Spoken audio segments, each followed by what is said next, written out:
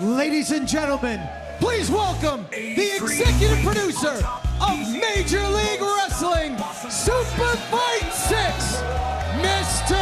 Eric Bischoff!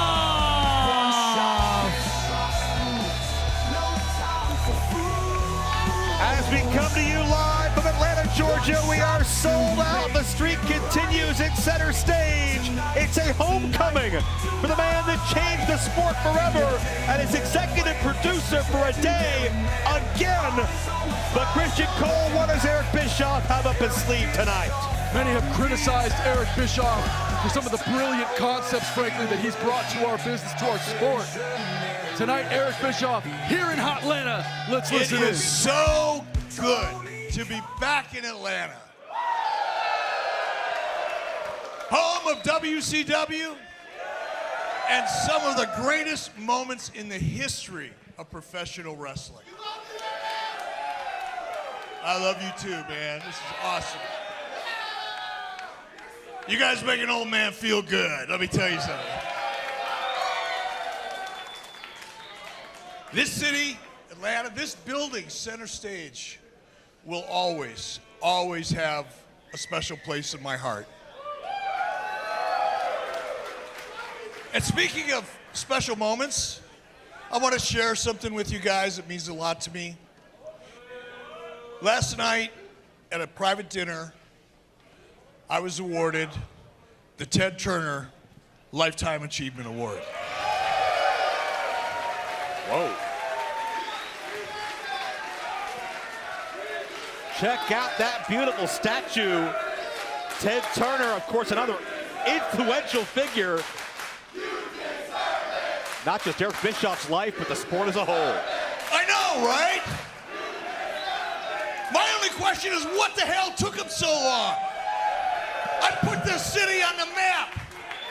I revolutionized professional wrestling as we know it today. Damn, what took so long?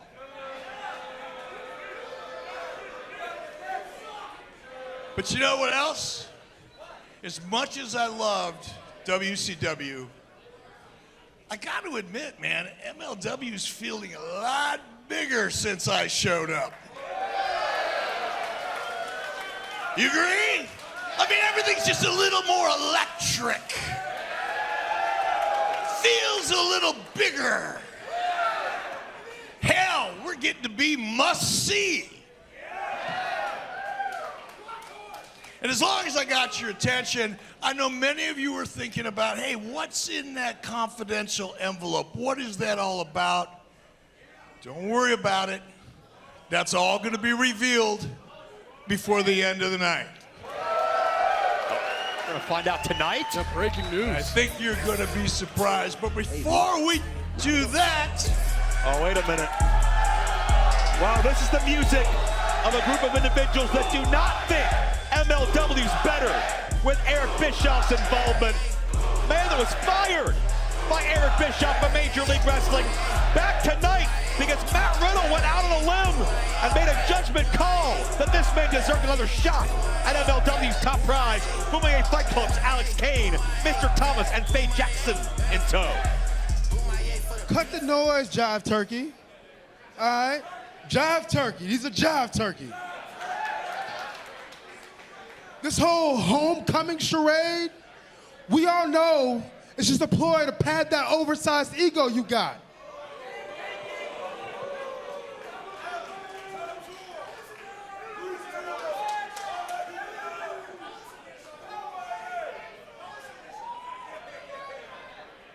Now look, you shut me out.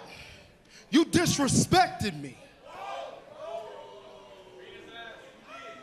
You thought that you could slam the door on the suplex assassin. But Eric, dig this. Dig this. I'm still standing, still suplexing, and tonight I will be walking out with the MLW World Heavyweight Championship slung around my shoulder like I'm the baddest cat in the game because I am. I can dig it. Are you still upset over what happened back in December? I mean, you're kind of a sensitive guy, aren't you? Little thin skin for a pro wrestler. But I'll tell you what. You want to make me regret what happened back in December? You want to make me regret my decision? I'm going to give you your shot. You want to go? Yeah, You and me, one-on-one right here? Wait, what? Oh, we're going to do it. No ref, no bell, no time limit. Just a straight-up fight. Bischoff has lost But his anytime mind. you're going to have a fight, there's got to be stakes. It's got to mean something. So here's the deal. You lay one finger on me. And you're done for the night. Oh, no. No triple threat. No shot at the World Heavyweight Championship. So, hey, it's up to you. Y'all want to see me suplex his hoe into retirement? Kane's got to choose between the world title he coveted so dear But in case you forgot, and revenge on Bischoff. I'm a black belt.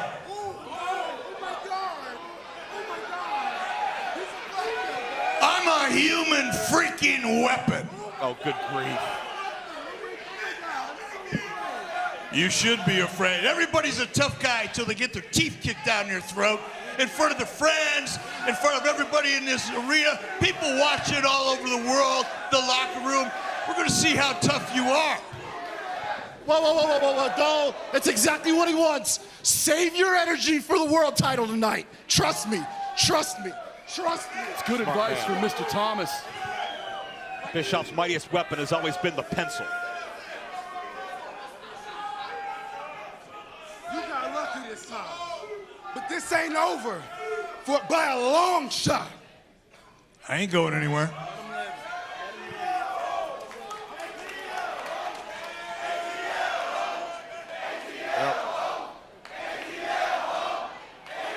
Alex Kane, an Atlanta native, and many friends and family and fans here tonight that would have loved to see him suplex Bischoff to oblivion. Hey, that's mine. That's the Ted Turner wait, That's my Lifetime Lifetime Award. Achievement Award. What are you doing? Put it down. Alex Kane's a Put it thief. down, damn it. Kane may give a souvenir out to one of the Atlanta faithful. Alex Kane. That's it. I've had it. Security, get him the hell out of here. Get him out of here. Oh, and Alex Kane ejected from the Hey, premises. Kane, you go outside, you warm up out in the parking lot. There's a couple dumpsters out back. You can train right behind them. Seems like a good spot. Kane's got to warm up in his car, for God's sakes. He's got a world title fight tonight. That's a bullshit. All right, enough of this nonsense. Let's roll the open and get this party started.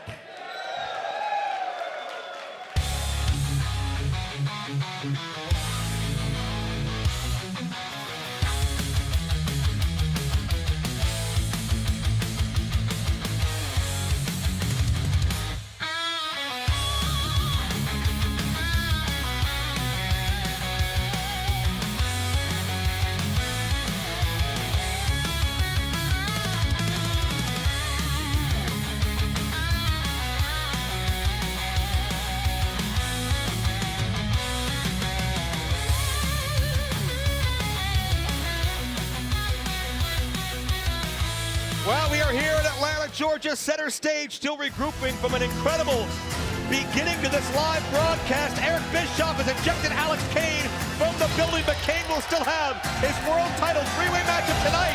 Satoshi Kojima and Matt Riddle, and now Jesus Rodriguez. Quiet down, Joe, quiet down. I want to hear the beautiful pipes of Jesus Chewy Rodriguez. Well, the good news is when Jesus is around, we have Lucha Libre excellence on the way. Damas y caballeros, aquí en esa noche les presentamos representando el Consejo Mundial de Lucha Libre, lucharán a una caída y sin límite de tiempo, presándoles primero, directo desde Guadalajara, México, pesando 98 kilos. Él es el faraón que dirige. Él es Esfinge.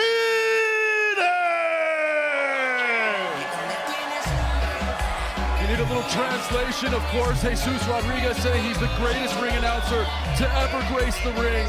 Rich Palladino, of course, afar, 10th place.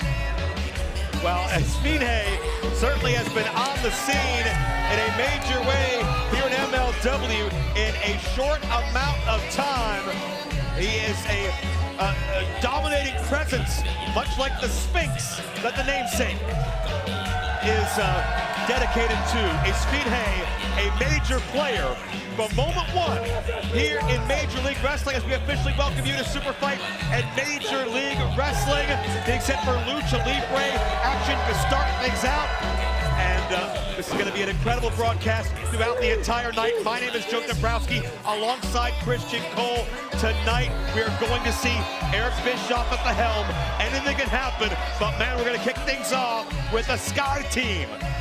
Máscara Dorada, Místico taking on Esfinge and the debuting Templario. Yeah, you mentioned it earlier, Joe. When you see Jesus Rodriguez with that microphone in hand, you know some of the great Lucha Libre planet Earth has to offer will take place in the squared circle with those 3 letters. Pesando 90 MLW. kilos, desde Tlaxcala, México. Él es el Guerrero León.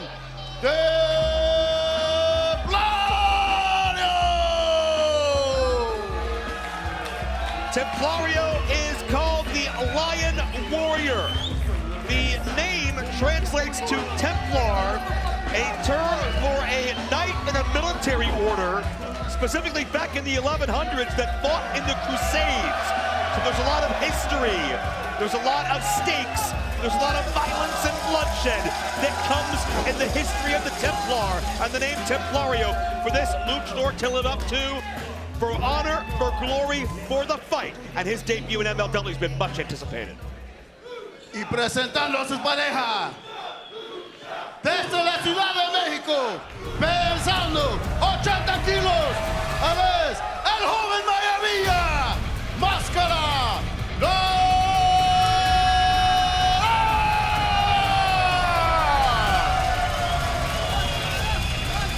Well, we saw Máscara Dorada oppose Esfinge in a three-way matchup at Kings of Coliseum. These men no strangers to one another.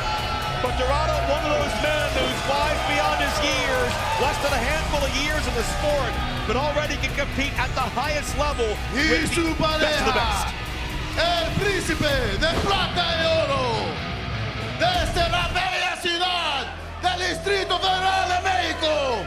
Él es el campeón de peso medio MLW. Él es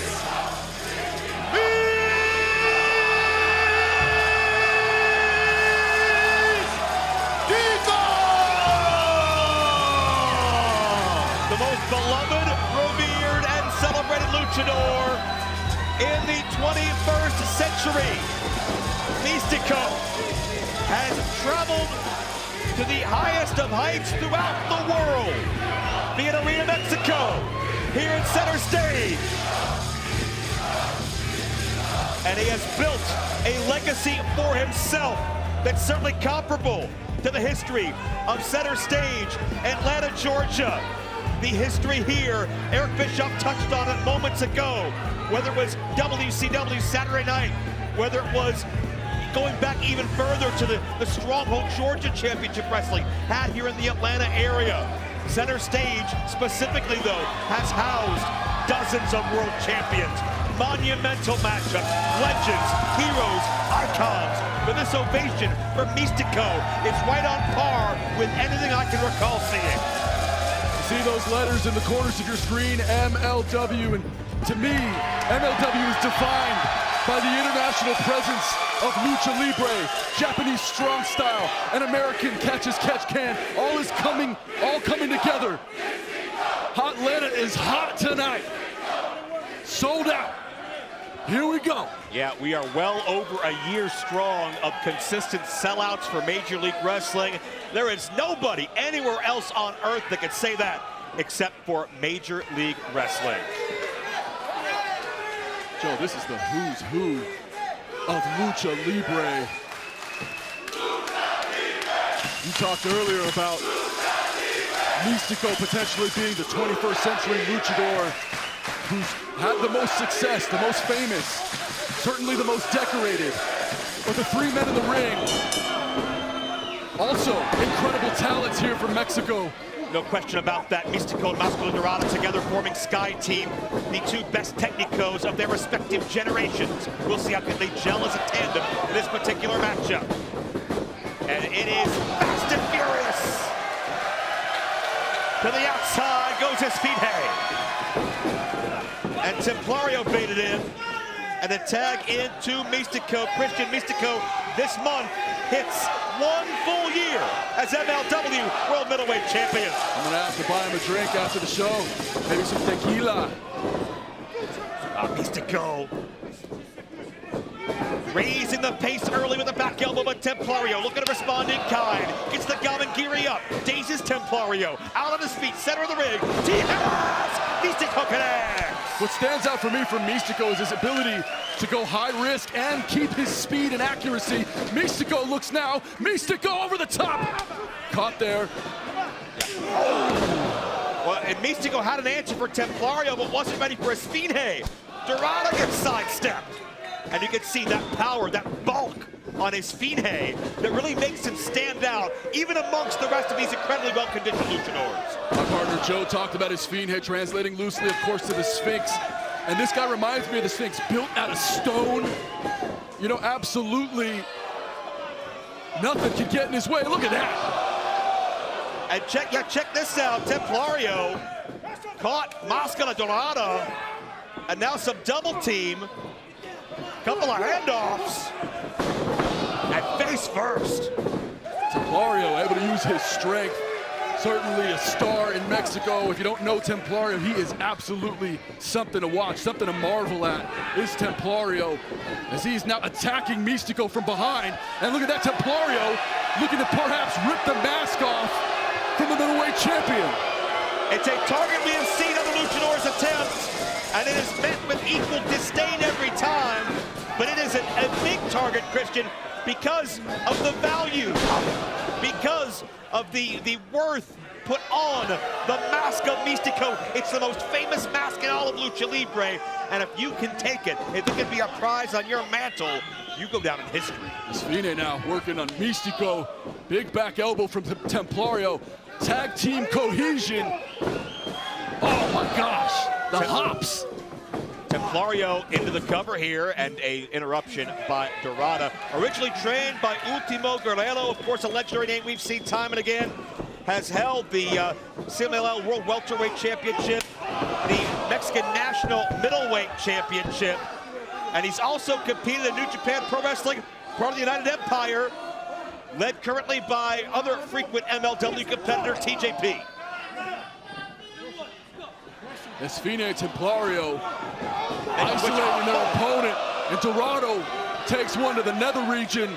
Gonna have trouble recovering from that type of strike. Yeah, and that is a judgment call. That is deep into the thigh muscle, but referee was watching. This is not a no disqualification matchup. Dorada sent in for the ride. We've seen Dorada, former #1 contender for the middleweight championship that Místico now holds. But Templario and Esfinge certainly coming out of the block big. Into the German, into the cover now.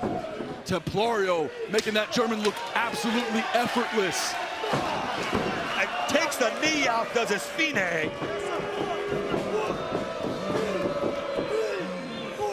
And again, keep in mind, Lucha Libre action, tags are lax. Oftentimes you do not need to physically touch hands, but it is supposed to be one in and one out at all times. At least when the referee can have control, but easier said than done in an environment like this. Now referee Chris D'Antonio taking a close look at the action, but he understands these men, they need to get a longer leash. And now look at this, Místico back and forth. Templario pops him up in a nasty kick from Esfinge, right in for the cover.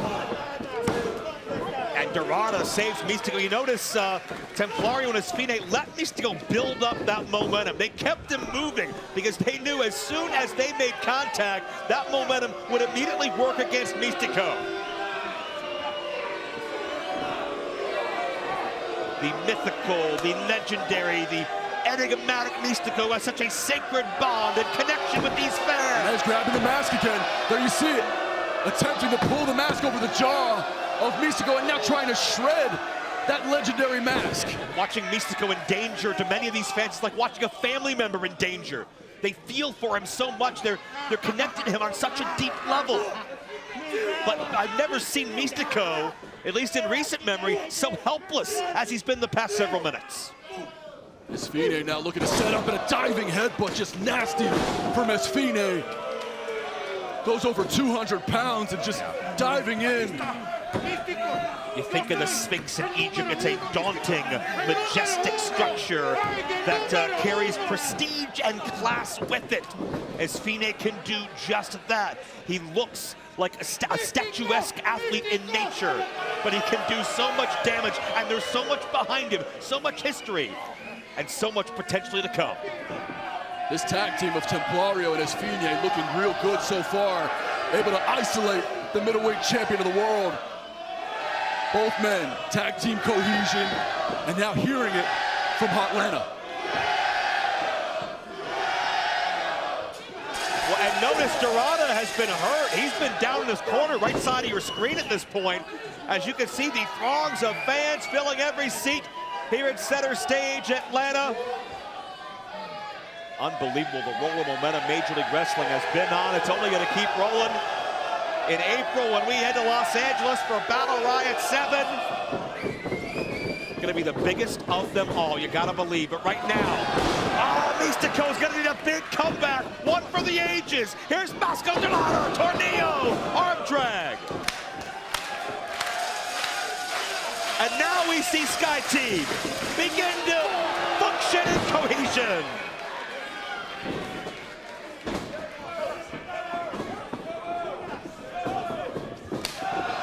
And the numbers that helped Templario and Esfinge now helps the Technicos. 2-on-1. Dorada and Místico, a tag team to fear here in Major League Wrestling. Double corkscrew plancha. And you're seeing what truly makes Lucha Libre and these athletes so very, very special.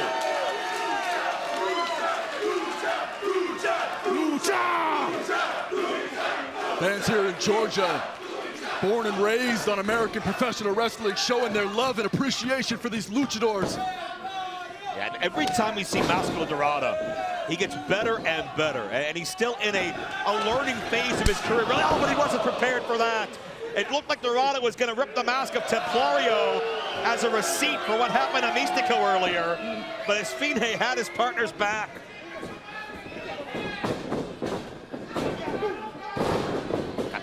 The feet up. Místico able to take down both men. Springs off the ropes, building extra momentum. Distance creates opportunity. Místico keeps it rolling. Down with Tijeras. Drops Templario. Esfinge. Caught by Dorada.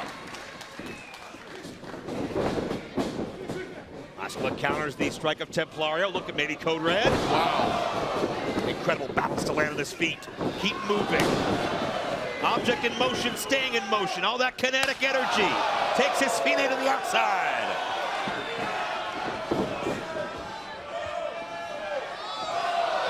Triple spring! Takedown, are you kidding me? The fans rise to their feet.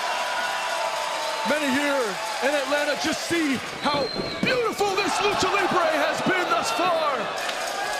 Tope Suicida nearly drives Templario through the guardrail. I gotta tell you, Joe, no one does it like Major League Wrestling. Wrestlers from all over the world putting their bodies on the line. Mexico. There's a cover. Cover there and only two. Mexico certainly being displayed in their best light. here tonight. Well, Místico always has that target on his back. Everybody wants to make a name for yourself, and there's no bigger way to do that than take out Místico. How about that 2 out of 3 falls matchup back at Reloaded with Barbado Cavernario? Místico, really the closest he'd come to losing that middleweight championship that we'd seen, but Místico able to find a way to beat the unorthodox Cavernario, and now taking it to Templario. Templario with a fight back, but meets that side crescent kick.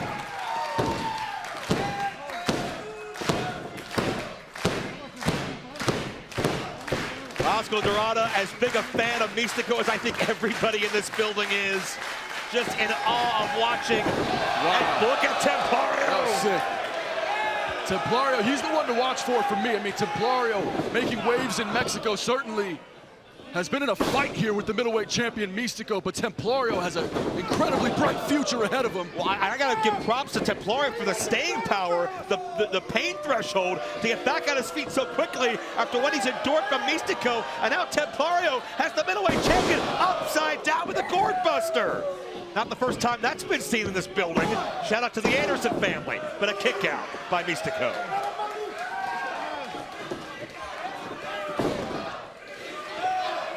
Templario has the champion down, has the champion prone, and looks to be right where Templario wants him. Although Místico to his feet, and that reach, even from the top rope, Templario not safe. Standing enziguri seemed to knock Templario a bit silly. Not sure he knows where he is there. He's in high-risk territory. Místico looks to attack from the top. Both men, top turnbuckle, 8 feet from the canvas. Spanish fly connects. Templario is down, but can Místico capitalize? This will do it. No. Credit again to Templario taking the fight to Místico, but Esfinge from the blind side, and Dorada responds in kind.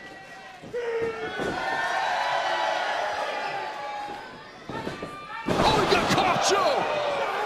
Esfinge with a cutter on the way down. Dorada's momentum only wound up to hurt him. Esfinge, and that's beautiful. Cut off there by Místico. Esfinge down and dazed, and Místico is daring Templario, bring the fight, and check this out, back and forth, forearm shots. Templario wants to send a message to Místico, and he's holding his own every step of the way. Yeah, Templario going blow for blow with Místico in the center of the ring. He's got to impress the brass around here. Místico able to fight back in a 2v1. Tijanas on Esfinge. Templario down to the corner. Wow, look at Místico scale the ropes, stalling over the top. Místico is incredible. And now back to Místico, Templario one-on-one. Templario, the 2020 Reyes del Erde. Wait a minute. What are we seeing here? That's Dorada's Máscara Dorada from the upper level with a plancha down to her left. And in the ring, Místico's got Templario. Up, over, looking for La Místico. Templario countered it. Templario holding his own with the middleweight champ, Templario. Yeah, how often do you see somebody counter La Místico? Templario, 2. No way! What?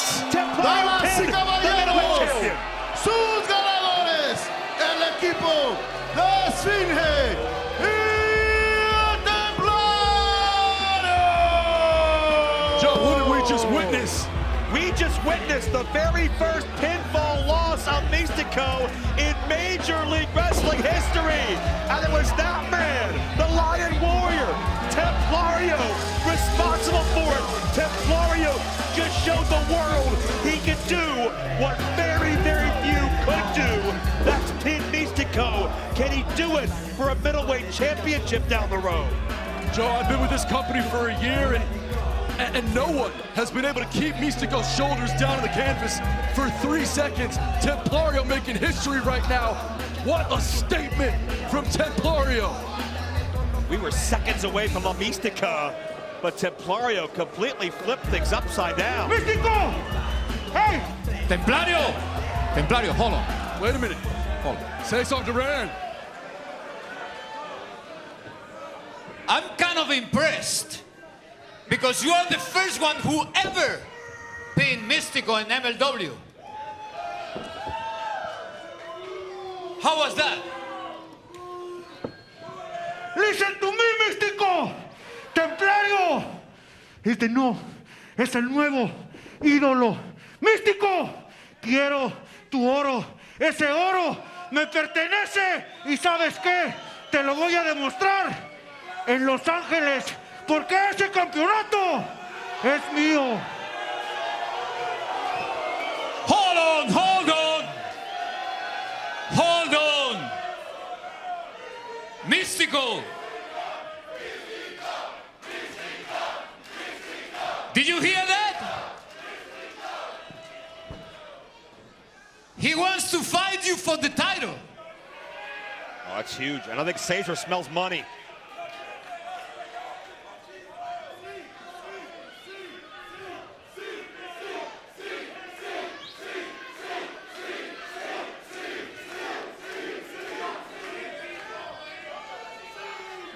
I accept your challenge. Acepto. Yes! Acepto tu reto. Y si tú quieres que sea ahorita mismo. No, no.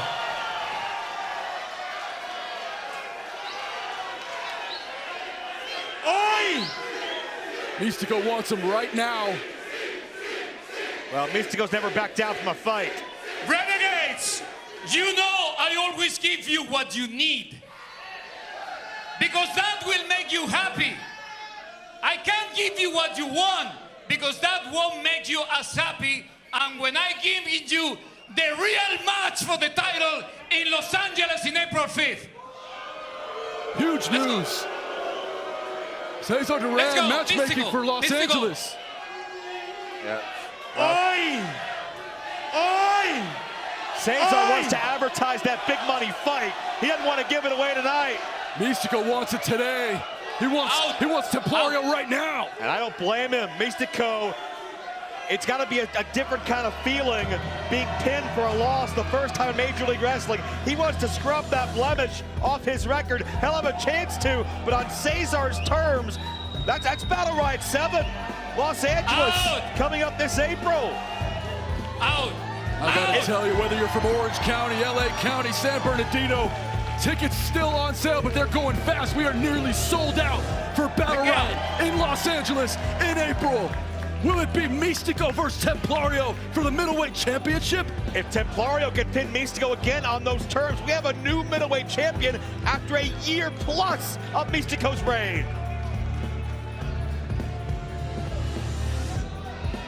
Joe, what a showing of talent here tonight, as we have much more to come here at SuperFight 6. Of course, it'll be Tom Lawler versus Donovan Dijak, and the lengthy history all set up by MSL. That's later tonight. But that's not all. Of course, tonight, the MLW World Heavyweight Championship will be defended by Matt Riddle as he takes on Alex Kane and Satoshi Kojima in a triple threat match. That's later tonight. Atlanta, Georgia, you guys are rocking tonight. And I want to bring to the ringside area at this time, once again, now the two-time MLW World Women's Featherweight Champion. Please welcome the God Queen, Delmi Exo. Delmi, congratulations. You are once again the champion. You've got your confidence back. You've got your championship back. You've got that throne back. How's it feel to be back on top? Órale, mi gente, let me hear you, Atlanta! What the hell? Wait a minute. Wait a minute. Tara attacking. And that's Tara Zap. Yes, she's attacking Delmi Exo. and the women's featherweight champion is being brutalized by Tara Zepp. Tara flying out of absolute nowhere.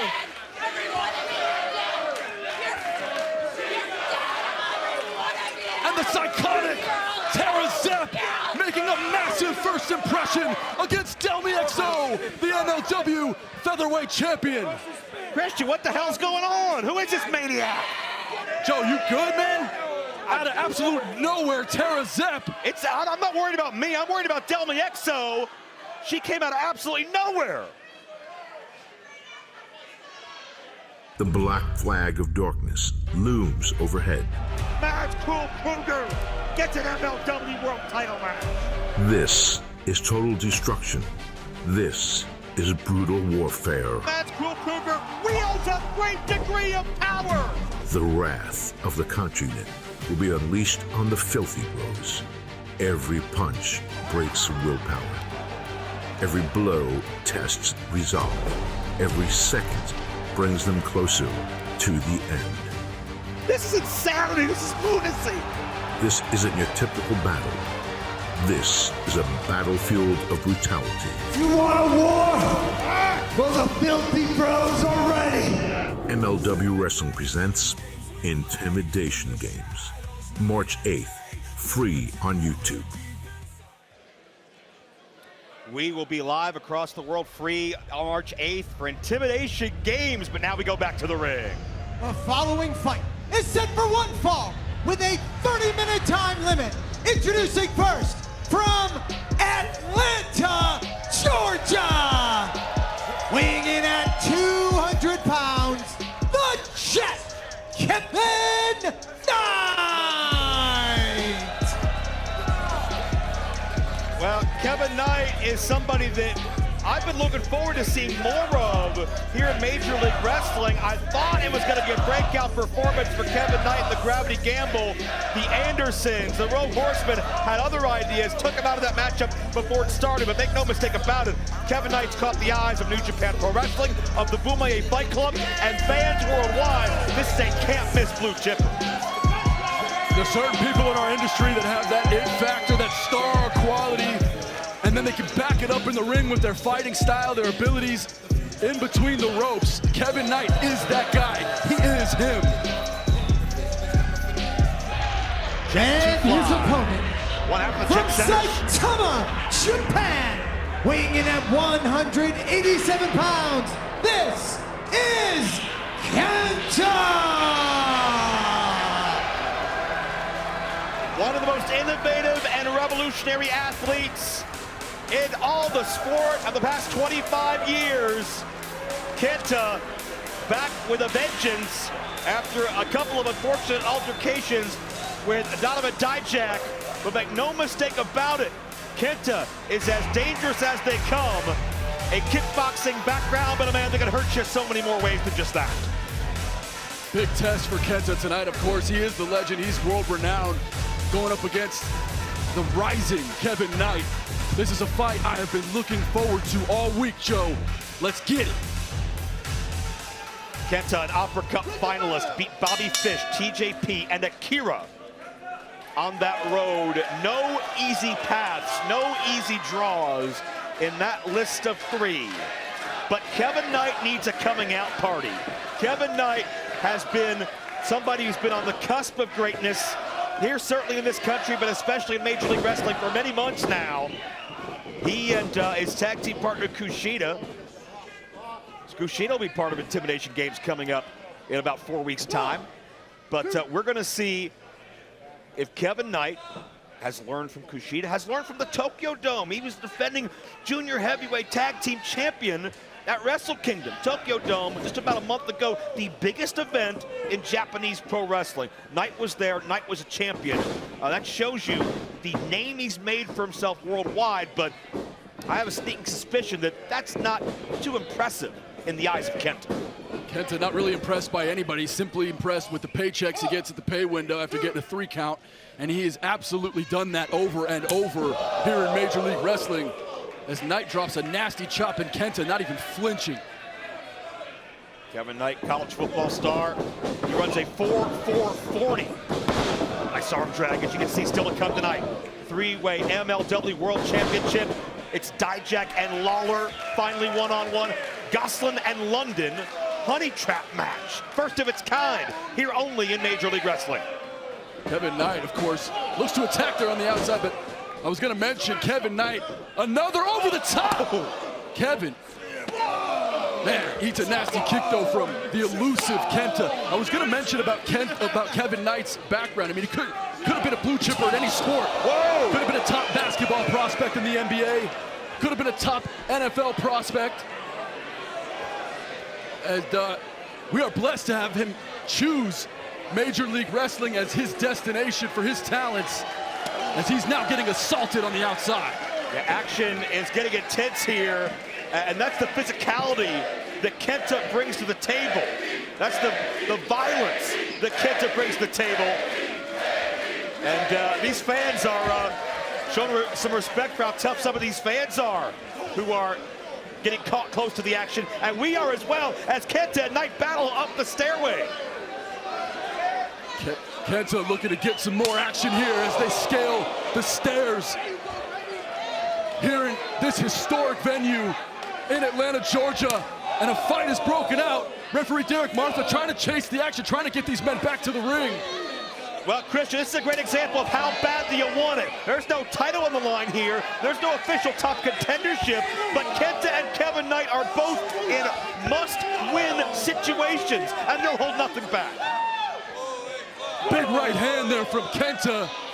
Great job by our production team, able to follow this action as they brawl through the audience. I mean, you want to buy a ticket for MLW, they're going to fight right in front of your lap. Kenta lost a month of his career thanks to Donovan Dijak.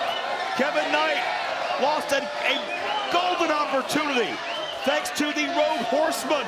The Boomerang Fight Club has been at odds for many months. Both these men feel the respective pressure for completely different reasons. And as a result, you see this matchup boil over, past the ring, past the guardrail, throughout an absolutely electric center stage.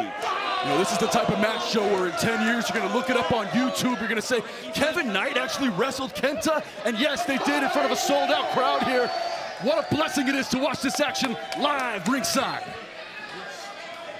Well, as much of a blessing as it is, I would not be upset if it was about 10 feet more in that direction. Yeah, they were right here on the broadcast position. You're not kidding, partner. Kenta puts the brakes on. Kenta's got such great body control, such great resourcefulness, and drops Knight on the edge of that ring frame where metal meets wood, and Knight got dazed. I think he hit forehead first. Kenta's so violent with his attack, using every part of the arena to his advantage right there, able to crash Kevin Knight down onto the ring apron. Kenta's so dangerous with those side round kicks, especially in the position Knight is. Kenta, I think, caught the jaw of Knight. His head snapped back and ended the guardrail. You can tell Kenta's not messing around. This is not the same Kenta that was worried about a shoulder injury a month or two ago. This is a Kenta that's making up for lost time, and he's got a hit list. You know, you bring up a good point, Joe, about the injury that Kenta sustained. It took him out for more than a month and a half towards the tail end of 2024. Kenta looks better than ever tonight. He seems to be 100%, and right now, he's doing a ton of damage on the young and up-and-coming Kevin Knight.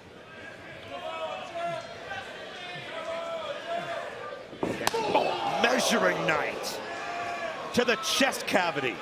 And it's not just the impact of the kick, it's the aim, it's the accuracy, it's the form.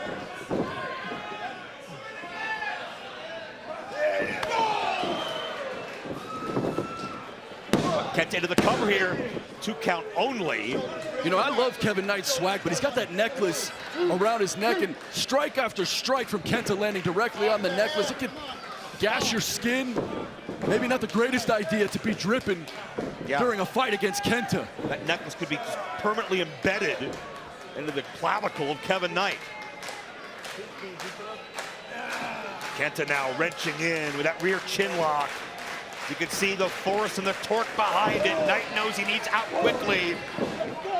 Knight has faced every style in his travels, including the likes of Kenta, who has influenced so many of the all-time greats the past 2.5 decades, as these fans watch on in awe at 2 of the absolute best on planet Earth today. It hits real in MLW, and Kenta hits like hell as Kevin Knight kicks out. Multiple covers here by Kenta.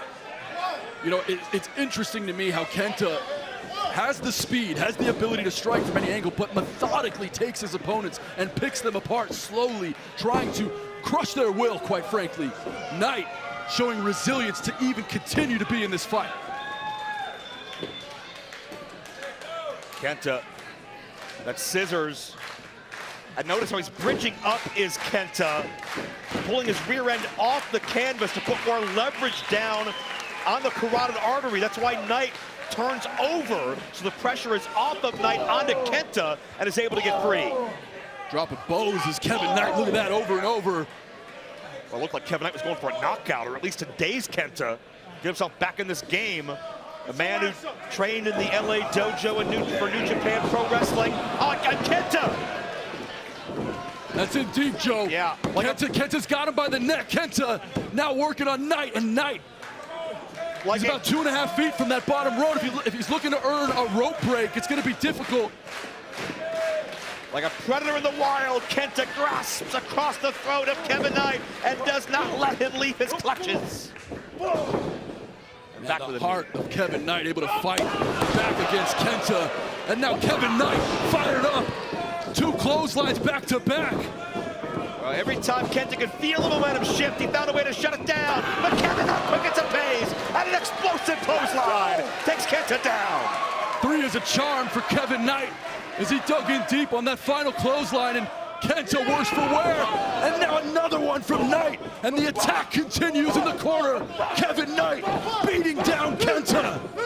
You can see why Kevin Knight was a chief prospect of the Boomaye Fight Club, why they wanted him to carry their banner. Kevin Knight taking the fight to one of the all-time greatest and scores huge! High elevation of the drop kick. Kevin Knight hooks the leg, and Kenta barely kicks out. Joe, there are drop kicks, and then there are Kevin Knight drop kicks. And that right there, kids, if you're watching at home, you want to be a pro wrestler, study that type of drop kick.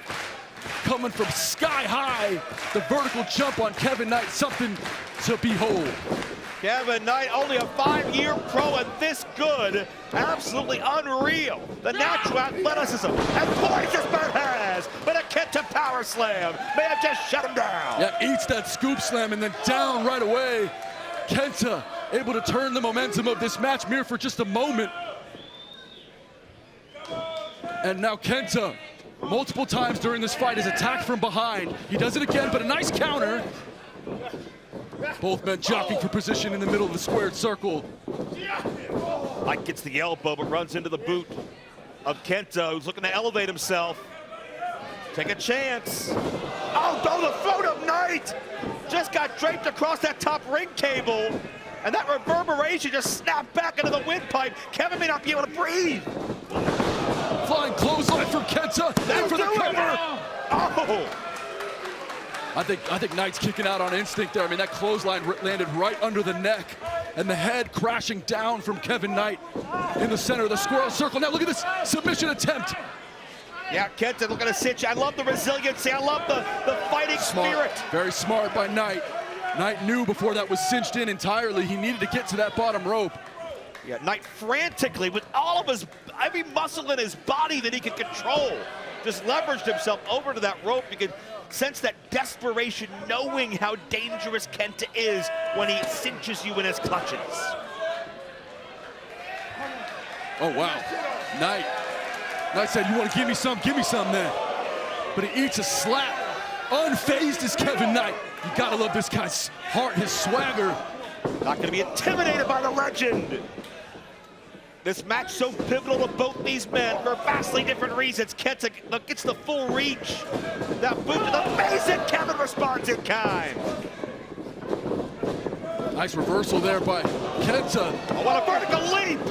This is incredible athleticism. It's insane physicality. This is Major League Wrestling. That might do it, Joe. Hooks the leg, and Kenta kicks out. And the look on the face of Kevin Knight tells it all. He was half a second away, but it might as well have been 100 miles. I gotta tell you, Joe, if Kenta can kick out after eating that type of power slam, what does Kevin Knight gotta do to put down the Japanese legend? Springboard. Oh, Kenta caught him. Again, look at submission. Oh yeah, arms trapped there. Arms trapped, all the weight of Kenta onto the right arm. Not And look at kicking. Look at the joint manipulate. Look at the torque on the arm and shoulder. It's gonna pop out of the socket. Kenta's ripping and tearing and twisting. Kevin Knight, you can almost see the muscle tearing in the shoulder of Kevin Knight, but he's not tapping out. Oh, Kevin Knight to the rope just as that muscle was about to pop as those dimples were inverted. And Kevin Knight was moments away, seconds away, but potentially a career-altering injury, but he refused to quit. The fight in Knight is so impressive as he was having his shoulder basically ripped from the bone, able to still go against the shoulder and get to the bottom rope for the break, and now he's caught. Oh my goodness, nasty DDT. No remorse, no emotion on the face of Kenta. Just a focused machine of destruction charges in. Joe, what a war we've witnessed tonight as Kenta continues to attack Knight in the corner. It is a generational battle, a current legend, and we gotta believe a future one. Their paths cross-sect here in the Major League, but it's Kenta who may put an end to the journey. No! Kenta's been rocked from Kevin Knight's offense, and Kenta lost his footing. And that is much unlike Kenta. That speaks to what Knight has been able to do. Those kicks to the head he's come up with. The counters Kevin Knight has been able to pull out. Kenta will try it again, but this may be ill-advised. Yeah, the damage has already been done onto the legs of Kenta. And Kenta, of course, he's been in a war here. Kenta's not 100%, and Kevin Knight bridges the distance, shortens the gap, and now has Kenta where he wants him. Both men fighting and jockeying for position. High-risk territory. This is a fight of inches between two hungry warriors. Oh, what a vertical leap from a standing position. A super hurricane rana. Twisting frog splash by Mr. Jet to fly. And Kenta kicks out. My God. Joe, and this is not rhetorical when I say this, how the hell did Kenta kick out of that? Wherever you are in the world right now, watching on YouTube, SuperFight 6 is live, and you made your best decision all year as a wrestling fan to see Kevin Knight and Kenta unfold as it happened. Knight going springboard. Oh, Kenta came up with a knee. Caught it right in the midsection. May have knocked the wind out of Kevin Knight. And then Musaiku charges in. Kevin couldn't stand. And Kevin, what the hell? Joe, no matter how this match goes, the story will be the heart of Kevin Knight to hang with a legend like Kenta, as he's done. But now Kevin Knight in a bad spot. Go to sleep, my God. G2S. Kevin Knight's valiant fight is over. It's your winner, Kenta! This has been a fight that has pushed both these men to the limit and beyond. Kenta and Kevin Knight. It's a shame either man had to lose. It's a shame both men couldn't have their hands raised. But what an incredible fight we have just seen. What a fight we just witnessed from Atlanta, Georgia. Fans showing their appreciation as we take a look at the BetOnline replay. Kenta able to get Kevin Knight up, deliver that knee right on the button, and it was 1, 2, 3, go to sleep for Kevin Knight. Big victory for Kenta, but what a showing from Knight. The hometown hero in Atlanta really showed out here today. Now let's go ringside for an interview with Joe Dombrowski.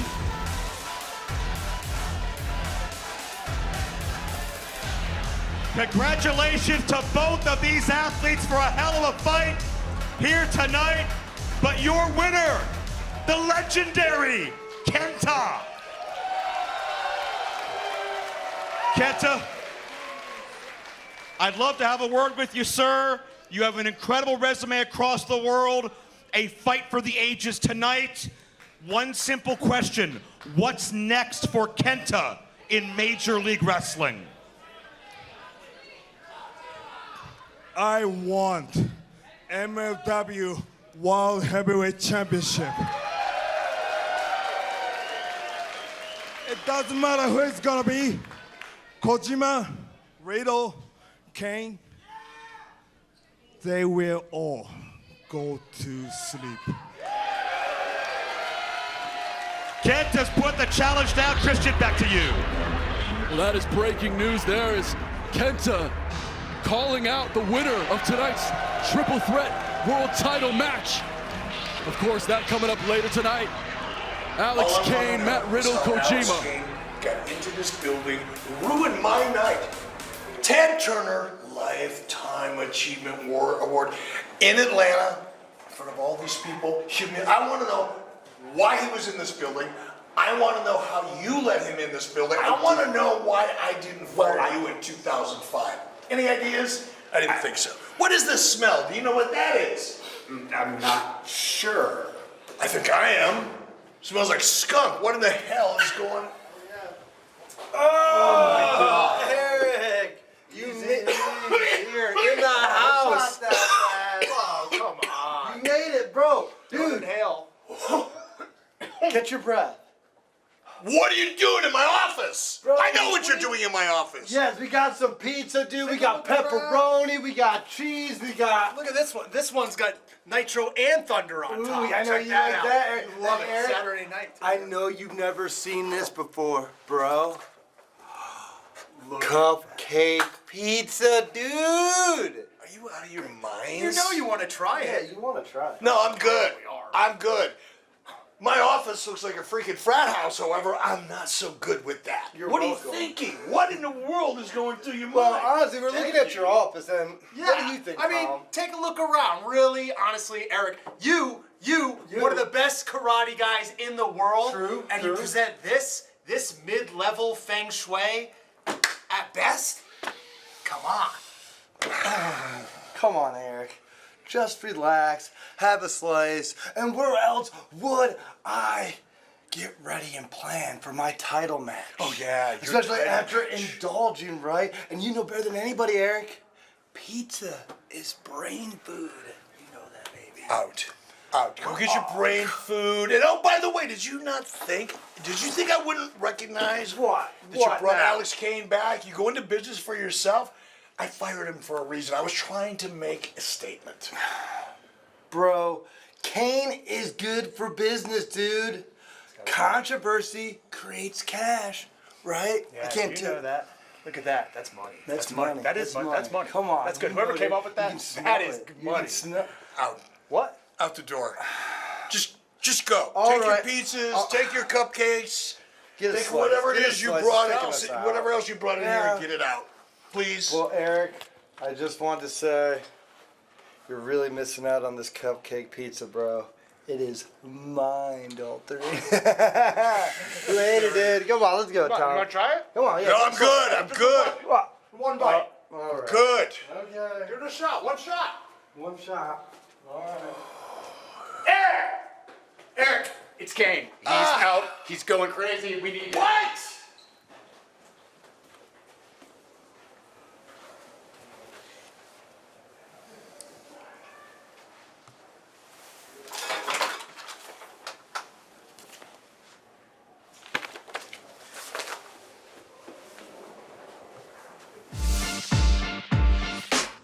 This April, It's a match unlike any other. for the first time in MLW history, It's going to be absolutely insane. MLW Wrestling presents Battle Riot 7. Are you ready to riot? Live from the City of Angels. 40 men compete in an MLW ring. You know, there could be 10, 20, 30 athletes in the ring at one time. 40 fighters, one ring, one winner. Something's gotta give. Something's got to give. World title shot at stake anytime, anywhere you choose. MLW Wrestling presents Battle Riot 7, live from Los Angeles, California, April 5th on YouTube. I have been impressed with every videotape I have seen of this young man. Paul London is the real deal. A star has been born here tonight in Paul London. 2025 marks a new era in Major League Wrestling. Oh no! Oh, God damn it! Paul London's back was turned. He couldn't defend himself. Hey, somebody stop this! No, don't do this! No. Not the Anderson Spine Buster! The moment you start running your mouth and talking about Paul London like he isn't a wrestling legend. This ain't your world. This ain't your domain. Wait a minute! Walter Hauser pulls up, and now Paul London running out, and a brawl has broken out. London and Hauser, actually teacher and student, finishes manhandling London. And the Andersons divide and conquer. VRG is dressing down Paul London. That Paul London, thought we put him away for good. And now I hear word that there's this honey trap match. I've about had it with that Elvis wannabe, all right? It's pouring honey on that crappy little jumpsuit and making him look like that crappy Atlanta Hawks mascot. Then I'm perfectly fine with it.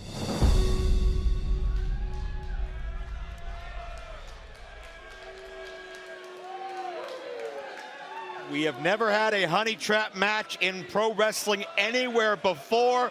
One man will be utterly humiliated in front of the world, in front of a sold-out crowd here in Atlanta. The following fight is set for one fall with a 30-minute time limit and is a honey trap match.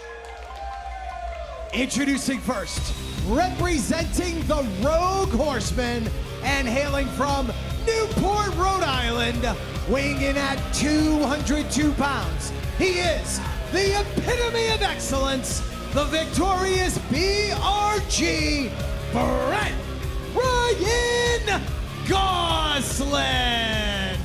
Oh no, he's got a mic. Hey everybody at home, take a good look at the scumbags here in Atlanta. You are looking at the man who is about to embarrass Paul London here tonight.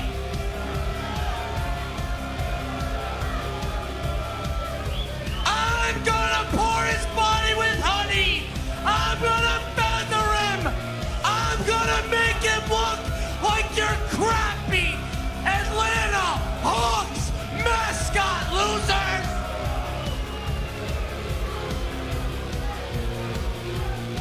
BRG's always about humiliating other people. He put Paul London on the shelf once upon a time. And his opponent, from the Lone Star State of Mind, weighing in at 192 pounds, the intrepid traveler, Paul London! And leave it to Paul London to come to a honey trap match, dressed like a beekeeper, for God's sake. Paul London, one of my favorite brains in all of professional wrestling. His mind just works differently. Tonight, Paul London in a honey trap match, and the legendary competitor adorning a beekeeper's outfit. Well, we saw before this matchup the history Paul London has in Major League Wrestling, back to our infancy when Paul London was a star on the rise. But London never acted like BRG, spoiled, entitled, brash, obnoxious. BRG thinks the MLW world is his for the taking, but veterans like Paul London are gonna stand up for what's right. And can you imagine the blow to the ego of BRG if he loses this matchup and as a result is forced to go deep into the honey trap? I was kind of hoping he'd fight the whole match in that beekeeper's outfit, but Paul attacking now, BRG, and certainly the history between these two men highlighted wonderfully by our production team. We've been looking forward to this fight for months. He tried to purple nurples of Paul London, and by the way, it does not surprise me in the least that Paul London happened to already own a beekeeper outfit. London, of course, about 15 years ago, doing an interview about bees. One of the legendary interviews you've seen from Paul London. Mystico with the deep cuts. I love it. Here's BRG, though. Cut London off with a pass. Oh, no! And no laughing matter here. London hit ribs first into the corner of that solid steel ring post. Yeah, London hit all that. Oh, my gosh! Oh, you can see the velocity of the drop kick. London got practically bent in half. And you can see on the outside, that pool of honey lurks ominously. You can smell it from here. It's permeating throughout center stage. And it'll be a sign of things to come for one of these athletes. You gotta wonder if Paul London is humiliated and feathered in front of the world. BRG will never shut up about it. We'll never hear the end of it. And there's the cover by BRG. But if somehow Paul London finds a way to win, BRG may never be the same. But BRG's dominated this rivalry, Christian. We saw Paul London put on the shelf back this past summer with a neck injury. We've seen BRG use strength in numbers. We've seen them take out the ankle, the leg of Paul London.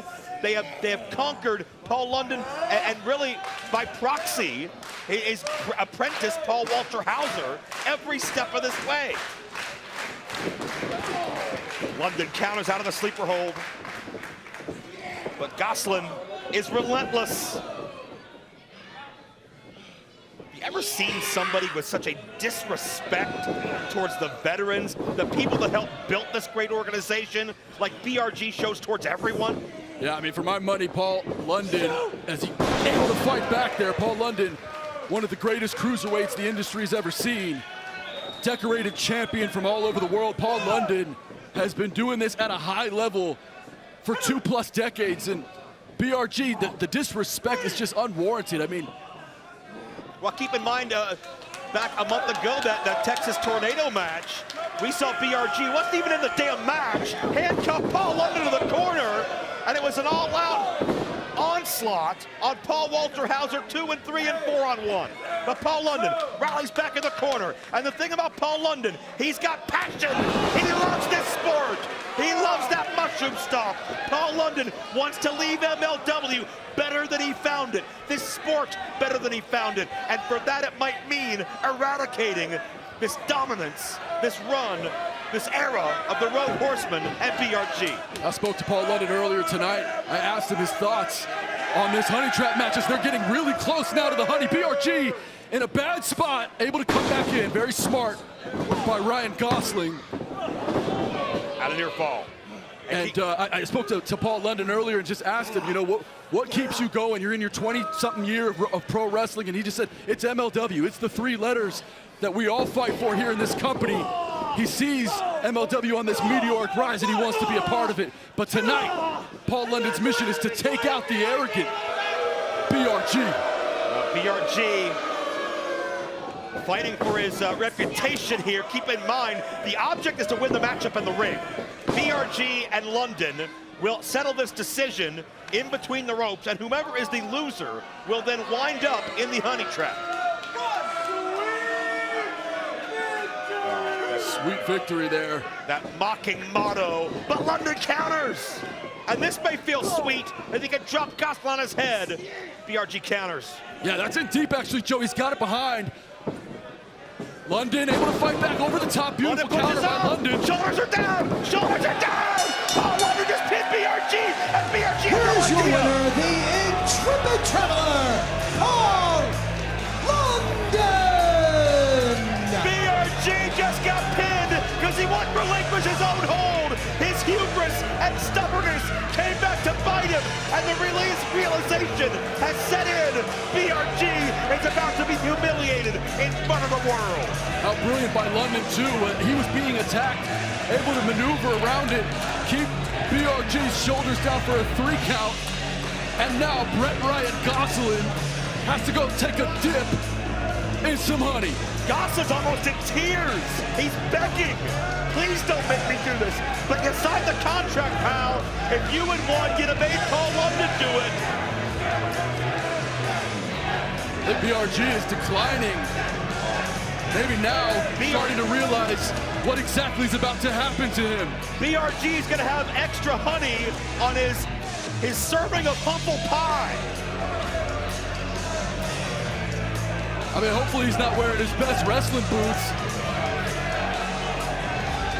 Well, it looks like Gosselin is going to willingly accept his fate. No way. Yeah, no. And I like this. I mean, if you're BRG, why go to the honey? You like it? Take 5, Brett. It's breach of contract. Wait a minute. Oh, yeah. Well, you heard. What are they doing out here? Eric Bischoff was told Alex Kane was back in the building and raising hell. And it's because he wanted to watch the man that's been gloating about the damage he's done to the Bouvier Fight Club finally get his comeuppance. I think I speak for the fans around the world. Look at that. By Walter Hauser covering the tunnel here. BRG has no friend to the world. It's payback time. You gotta believe the Horsemen have been neutralized now. I'm so sorry. Paul London. Oh, swinging a miss. Oh, he got it. Honey. I love it. Brett Gosselin drenched in honey. Oh, it's all over him. It's sticky. It's nasty. I think I speak for the fans all over the world watching our broadcast. We've been waiting a long time to see this. This is karma personified. I'll help him out. Be a sport. Don't touch him. He's sticky.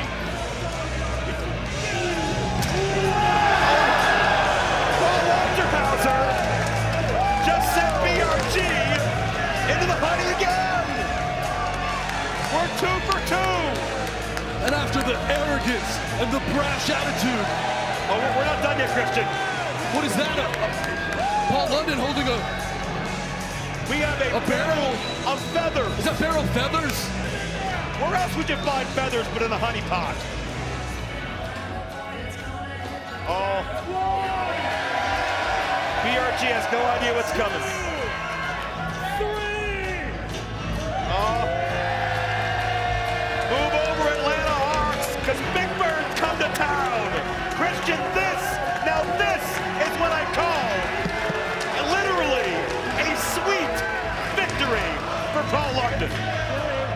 I think every person here in this sold-out crowd with a huge smile on their face. Finally, BRG gets his comeuppance. Oh, Christian, there's a rumbly in my tumbly. Time for something sweet. BRG has got comeuppance for months of making people miserable and forcing us to listen to him run his mouth at grandstand. That is the true BRG.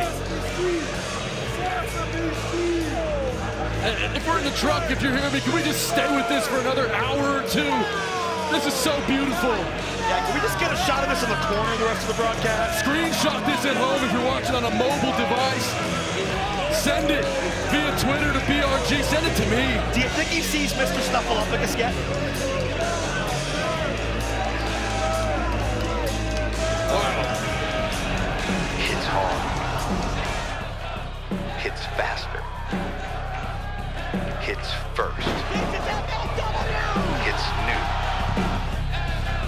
Hits different. This is Major League Wrestling, where styles make fights and nothing is off limits. Hits real. Center of the ring. What do these men have left? Welcome to a new age of combat. MLW Wrestling. This era hits real.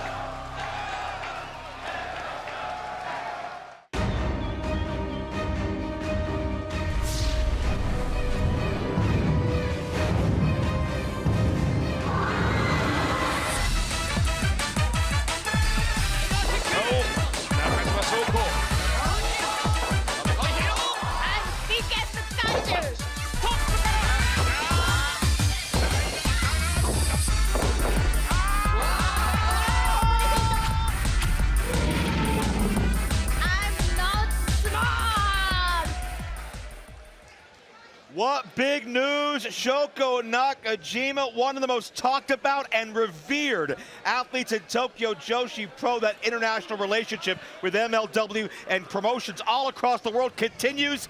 she is on her way to Major League Wrestling. And just think about how fantastic 2025 has started to develop for the women's featherweight division. Whether you talk about Janai Kai, whether you talk about Gigi Ray, of course Persephone was here, and all vying for that featherweight championship that Delmi Exo is holding right now.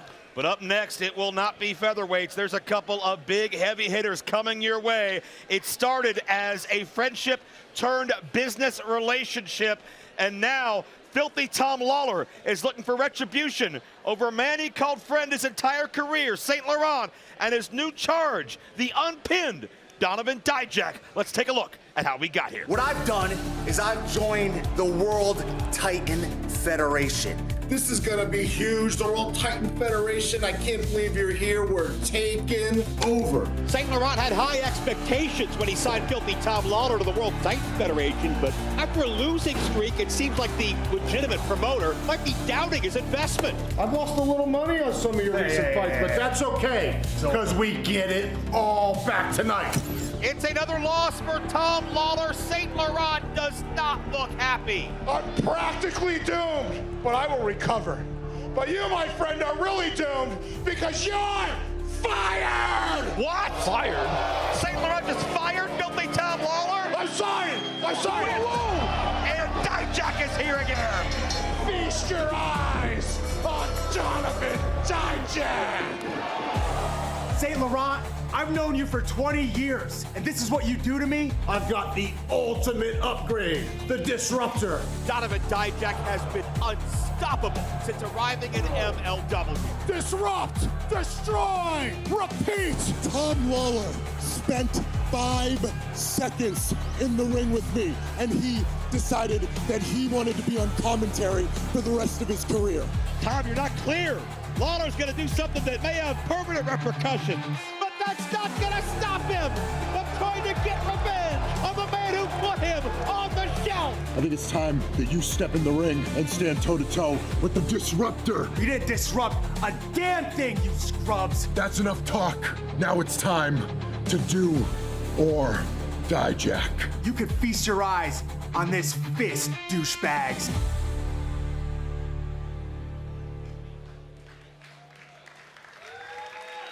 The following fight is set for one fall with a 60-minute time limit and is a grudge match.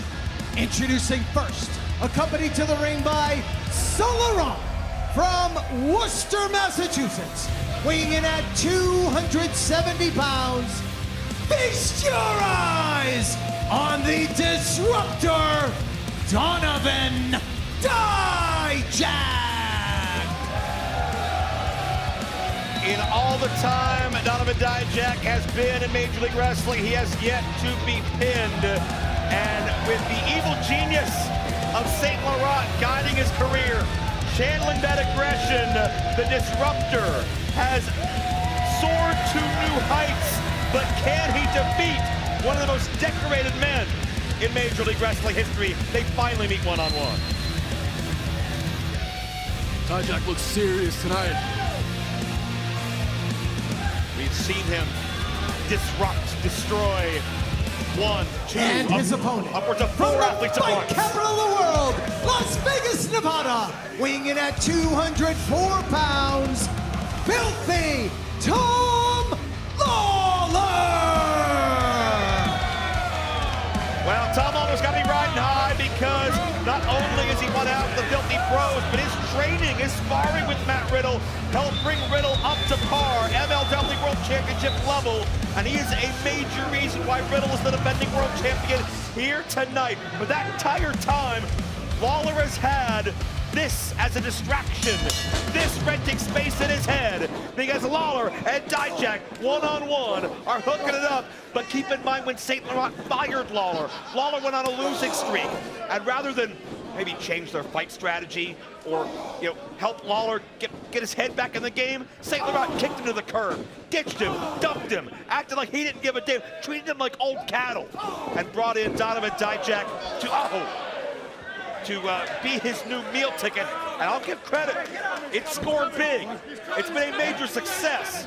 But Lawler, will never forget being betrayed by maybe one of the only men in this sport he trusted. The rivalry between these two has heated up in recent months. It goes back many months. As we saw earlier, tape from Chicago and the words that these two had for one another when MSL fired his own client, how disrespectful that was to fire a former world champion in Tom Lawler. But a first ever fight between Donovan Dijak, the Disruptor, and Tom Lawler. What a treat for us tonight to finally see these two come head to head. And St. Laurent conveniently forgets about all the money Lawler made him over the months and years. And think about Lawler's decorated resume. He's won Battle Royale, he's won the Upper Cup, he's won the MLW title. Lawler's capable of doing anything on any given day. But Dijak, 6'7", 270. It's just such a dominating presence. But Lawler fighting back. Look out. You know, my partner, Joe Dombrowski, best in the world, by the way, just talked earlier a little bit about Dijak's shoulders never being pinned in a Major League Wrestling ring. Tonight, Tom Lawler looks to change that. Think about the type of things Tom Lawler has overcome.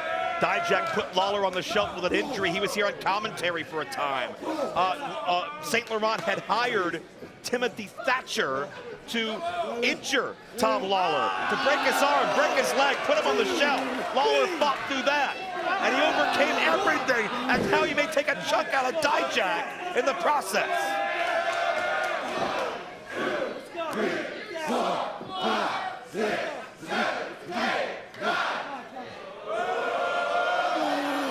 And Dijak counters that final right hand. Lawler, oh no. When you're in the clutches of Dijak, there's so many places he can put you. And that's exactly where you don't want to be in a fireman's carry. From the much taller Donovan Dijak, but he ate a right hand right there, beautiful counter. And now look at that. Again, Tom Lawler looking for that front chancery choke. And it's in deep, Joe. Dijak is isolated, center of the ring. He's gonna have to use his legs to push up, get back to a vertical base, and he does. It's a mark of that powerhouse. Lawler, keep in mind, beat Minoru Suzuki. And again, a few weeks ago. Yes, of course, and again, Lawler attacking the neck of the taller man. Dijak, or Lawler rather, trying to cut the Disruptor down to size. It's a smart move. You wear the big guy out. You can't match power. You can zap his strength clear from him. But Dijak, without leaving his position, suplexes Lawler.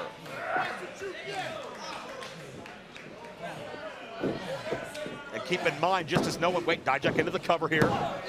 At only a count of one, just as no one has pinned Dijak, no one has been able to make him submit. Nobody really has been able to put him in a vulnerable position to make either of those things realistically possible. Yeah, but Lawler's a cage fighter. I mean, this dude is as serious as it gets in our sport. If there's anybody who can go blow for blow, strike for strike with the Disruptor Donovan Dijak, it's gotta be Tom Lawler. Especially when you're motivated by watching the mistakes of your past waddle around ringside. Referee Chris D'Antonio taking a really close look there at Dijak using that middle rope in his offense. Certainly the echoes of MSL starting to show their colors through the offense of Donovan Dijak. Yeah, well, and you know, there's no ceiling for Donovan Dijak. There's no limit to where he can go and what he can do. He's that good. He's that good technically, he's that good genetically, he's that good mentally, and just throwing Lawler. How many people do you know has another cover hook of the leg? Lawler a kick out, but not a lot of luster behind it. How many people do you know that can just throw a fully grown, upside down human being across the ring that way without even moving their feet? Yeah, and in both instances in this match where Donovan Dijak just tossed Lawler to the canvas, he had a landing more towards the lower part of his back, and you could see Dijak now attacking that part of the body. Cover here. Well, and you got to believe, too, that St. Laurent has filled Dijak in to all of Lawler's nagging injuries, all of the weaknesses that St. Laurent was entrusted with in the strategy sessions and the meetings and the negotiations when they were together in the World Titan Federation. Dijak has that knowledge, has that advantage. Don't make any mistake about it. St. Laurent would sell Lawler down the river every chance he got. He feels entitled to it after the gambling debts St. Laurent had to pay off after betting on Lawler without Lawler's knowledge. Dijak able to shut down that attempt by Lawler to build momentum. And that huge hammock of an elbow down to the other side of the head. Such force behind everything Dijak does. We've been waiting so long to see this major rivalry come to a head, and tonight in Atlanta, that's exactly what we're witnessing, and now it's Donovan Dijak disrupting the momentum. No! Oh, Dijak got folded up, and all 270 pounds just came crashing down on his own head and neck. Lawler, a game-changing suplex, a Hail Mary suplex, sends Dijak down, and potentially, if Lawler has a chance, it's now. Dijak getting folded up like an accordion in that corner. Has to be feeling the effects, and now Lawler following up with big strikes.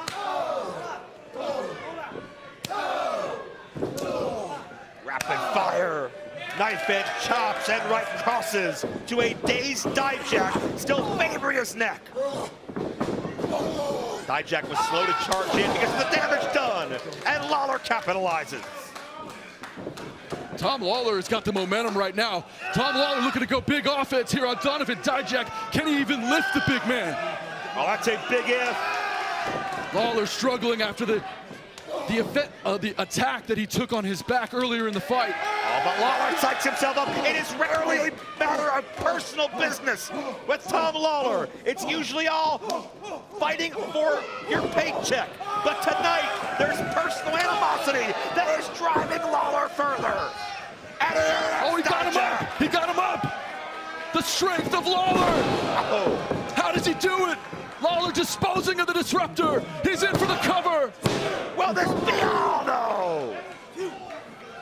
We've seen Lawler able to rise to the occasion with adversity, looking at him in the face. MLW World Title, Battle Riot winner, Opera Cup winner. At one point, everybody watching assumed maybe Lawler can't do it. Maybe Lawler can't beat the next obstacle, but he always found a way.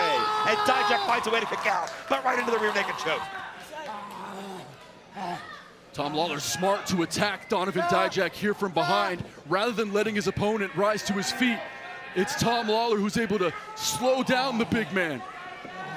Notice that there's some blood trickling from the mouth or maybe the tongue of Dijak. You gotta wonder, did he bite his tongue? Maybe when he was suplexed in the corner, is there internal bleeding? Did he get a tooth knocked out? There's a lot of ways Tom Lawler could have damaged Donovan Dijak, whose mouth is wide open, trying to catch his breath, but Lawler looking to choke him out dead center of the ring. Both men perspiring profusely. It's tough to keep those holds in when each guy's so wet from the perspiration that they put from the effort in this fight. Lawler's got the momentum now. He's using all of his body weight to wear Dijak down. Dijak having to carry Lawler. Dijak. Oh, he's fading, Joe. He's nowhere near a rope. At the last second there, Dijak able to gain his wits and fight back. And Lawler, like a shark sensing literal blood, right back on top of Dijak. Lawler senses Dijak is wounded. Oh my God! Absolutely disgusting offense from Donovan Dijak, who slams Lawler right into the back of his head and neck into that turnbuckle. Yeah, Dijak drove all of his weight, flipped over into the corner. Lawler sandwiched between that turnbuckle and Dijak's impending force. And both these men are down. Both these men are hurt. Concerned look on the face left side of your screen from St. Laurent. He may be worried about his meal ticket for the first time since he's gotten to MLW, he meaning Dijak. Well, they've been an unstoppable force, have Dijak and St. Laurent, and now Dijak goes in, but he's countered! Tom Lawler countered! Lawler got the knee, pinpoint precision, right where he needed it. Dijak may be out. Lawler, no near fall. Lawler would love to win this tonight, not just to stick it in the craw of St. Laurent, but maybe as a positive omen for his filthy bro partner Matt Riddle to defend the MLW World Title later on tonight. Attacking from behind again is Tom Lawler, but now big elbows, dropping blow after blow right into the chin of Donovan Dijak. Dijak, just relentless, those hammer and anvil styles on the side of the jaw. And now the rear naked choke, dazing Dijak with the elbows, and now looking to finish the job with the rear naked, but Dijak instinctively to his feet. And back into that corner. It's been the salvation of Dijak already in this match. All that weight into the small of the back of Lawler, and he couldn't keep the grip on the 6'7" specimen. Notice the disruptor. Dijak's going middle rope. Dijak flying through the air, but a beautiful counter by Lawler. No, Dijak had it scouted this time. Went to the well once too often, but Lawler comes up swinging. Dijak responds. Lawler's relying heavily on that knee. It's paid dividends. Oh no, there's a discus boot. That gotta do it. Dijak, and kick out. How did he kick out as Donovan Dijak landed that roundhouse kick right on the button? Somehow, Tom Lawler able to stay in this fight.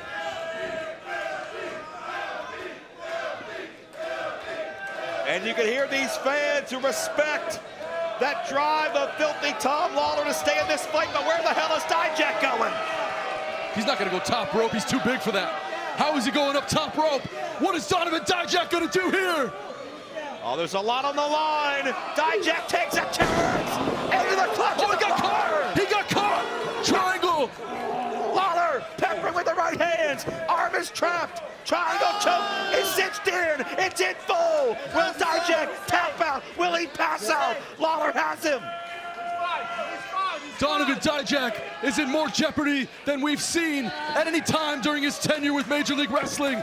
Donovan Dijak is caught. Will he go out here? Oh, no, no. Dijak was thinking about tapping out. First time in Major League Wrestling. What the hell? But he goes to Lawler. Look at the power. And the choke bomb. That's insane strength. But Lawler kicks out. My God.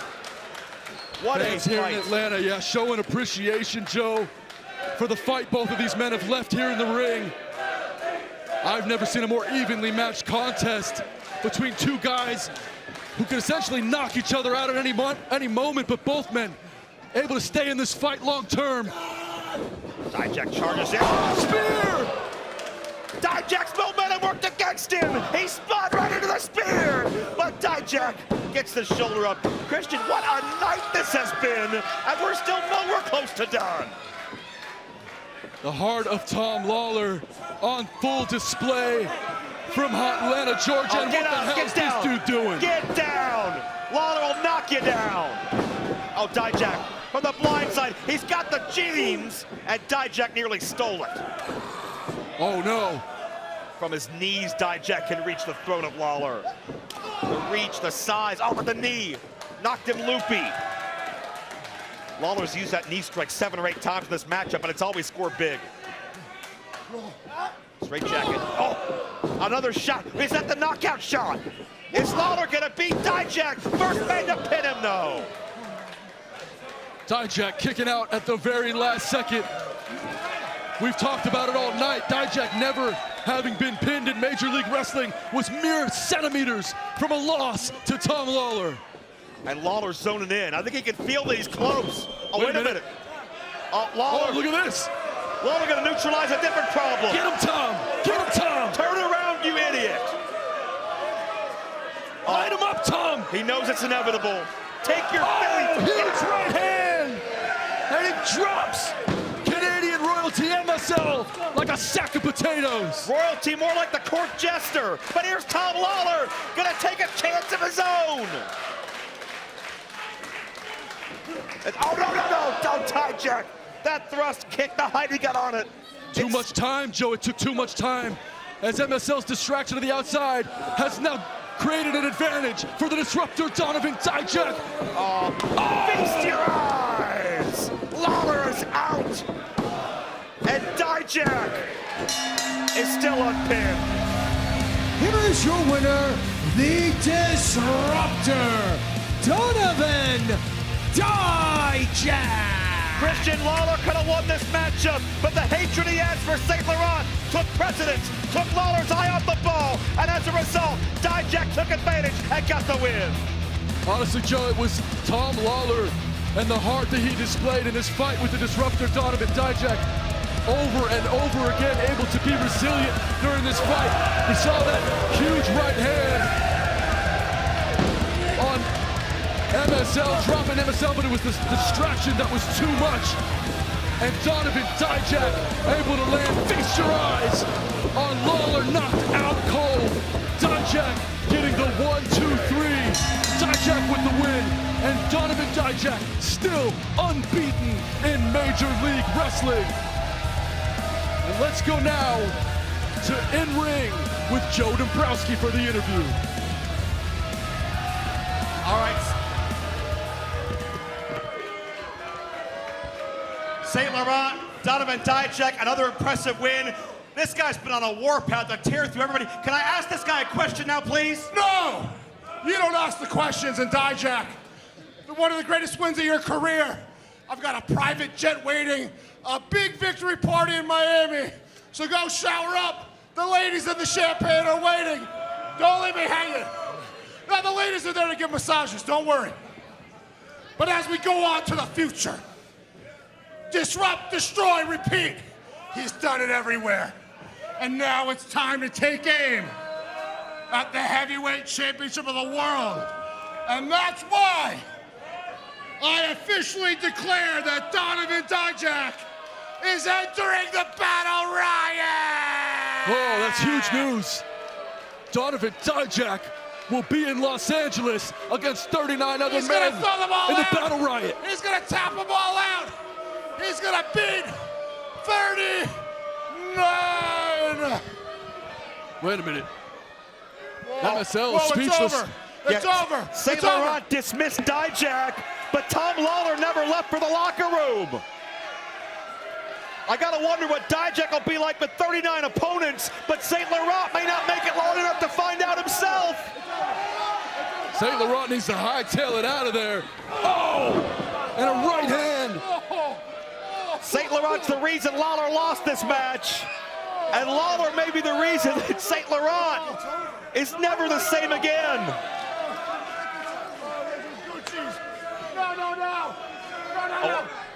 Lawler's got the arm. Lawler's got the arm of St. Laurent. And we have security and staff in there. Oh, thank goodness. And Dijak just realized he left St. Laurent to the wolves. Look out. Dijak's he's hitting people that are trying to protect St. Laurent, but he's just a man possessed, and clearly this issue with Dijak and Lawler is not over, as we need the cavalry out here to keep this thing settled down. 8 or 10 men from the MLW security staff, even referees, all trying to come out and stop Dijak. And now Lawler's got that Armageddon Joe. Dijak's being restrained. Dijak's being restrained, and Lawler's got the arm. Oh my God! Oh my goodness! Oh, that arm snapped. Joe. That arm snapped. Did you see the angle it landed on? Did you see the angle Lawler twisted that? That bone snapped in that arm, and St. Laurent is absolutely in agony. Joe, that was really bad. That's what happens when you push a man that far and hurt him in such a personal and financial way. There are many at home who will enjoy seeing King Hippo getting his arm broken. But the truth is, I mean, that was nasty, Joe. We better get some medical attention in there for MSL.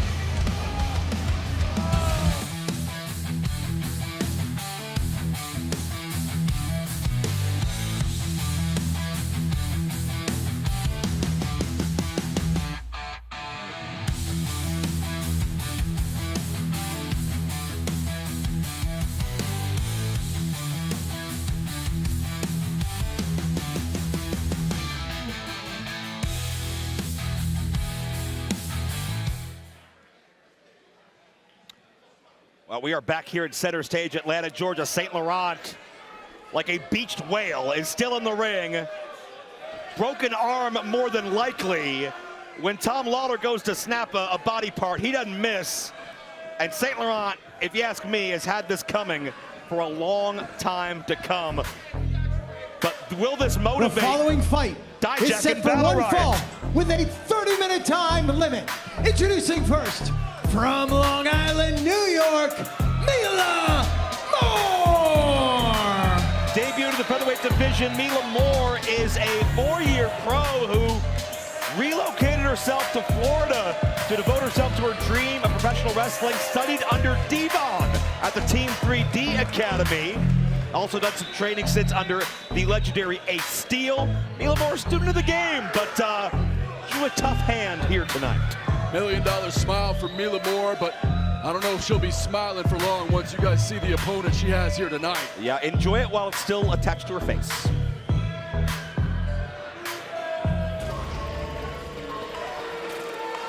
And her opponent, representing CONTRA Unit, the Kick Demon, Janai Kai. And here's the question on my mind, because it's something we've never seen before, Christian. How does Janai Kai respond to a loss? Last time we saw her in the ring, Delmi Exo upended her for the MLW Women's Featherweight Championship, the only blemish on Kai's record in 15 months in the Major League. And now Kai comes out with a purpose against the debuting Mila Moore. For Janai Kai, the motivation remains the same. It is to kick your opponent's head into the 5th row, and she is very capable of doing that. But look at that nice kick landed there by Mila. Mila Moore is confident, she is empowering, she has all the traits you need mentally to go far, but is it going to be enough to stop the rapid-fire kicks, the lethal arsenal of Janai Kai, who can hit you from all sides and angles? Oh, can you imagine, Christian, as Janai goes into the cover here for 2, Janai Kai returning to the CONTRA locker room, lair, whatever you want to call it. Sure. And having to report back a loss of that championship, the look on Mads Krule Krugger, the look on Minoru Suzuki, Quan. Imagine what CONTRA Unit has prepared Janai Kai to going for the Demon Clutch. And Mila Moore, smart strategy to counter out. She's done her homework, she's studied this. But my point is, Christian, Janai Kai has kind of had a very unpleasant 4 weeks leading up to her return to the ring. Mila Moore actually showing up, showing out tonight against Janai Kai. Looking to pour some offense there, but it's Kai able to counter, fight out. Well, think about what happens to Mila. Oh, God, that kick. Just literally that kick to the midsection took Mila off her own feet. Incredible impact and power. But if Mila can find a way to beat Janai Kai, that's all career-making win, but we're getting ahead of ourselves. Kick to the back of the head. Gorilla would call that the external occipital protuberance, and it sure hurt like hell. You talked about Mila finding a way to win. I mean, she's got to find a way to survive against the Kick Demon, who was an absolute maniac in the ring. Mila makes herself low, drops to a knee that gives Janai negative leverage, unable to lift Mila on the suplex. I'm impressed with Mila so far. Nice Irish whip, but then no one home. Well, Christian, I mean, Mila's lasted longer than most of Janai's opponents so far, but the GTG kick may make her not long for this world here at SuperFight 6. Handful of hair, getting a stern warning there from Frank Gastineau, and now a beautiful question mark kick to the back of the head. Yeah, taunting these fans, taunting Mila. And there it is, that Demon Clutch. That's it, just like that. Mila wasted no time tapping.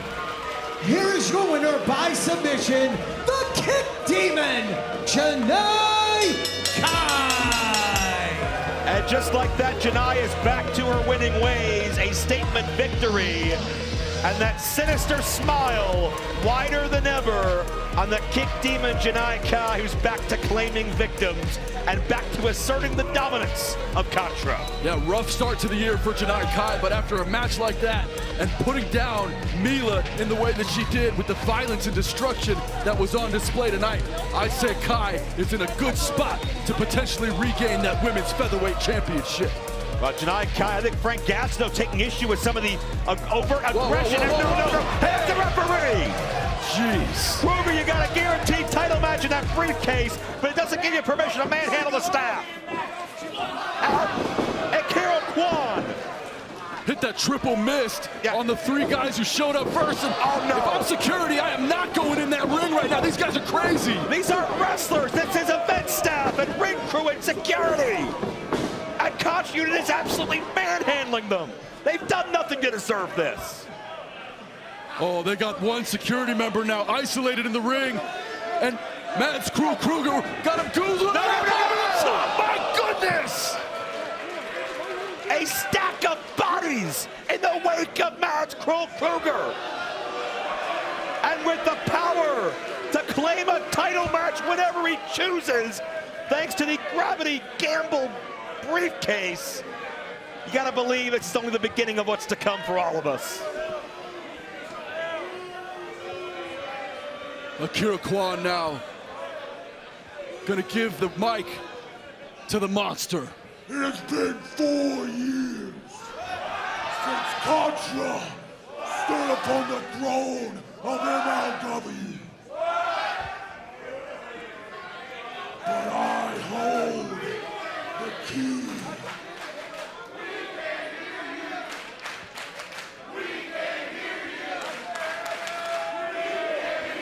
I would be careful how much I taunt this monster if I'm in the crowd. No one's safe.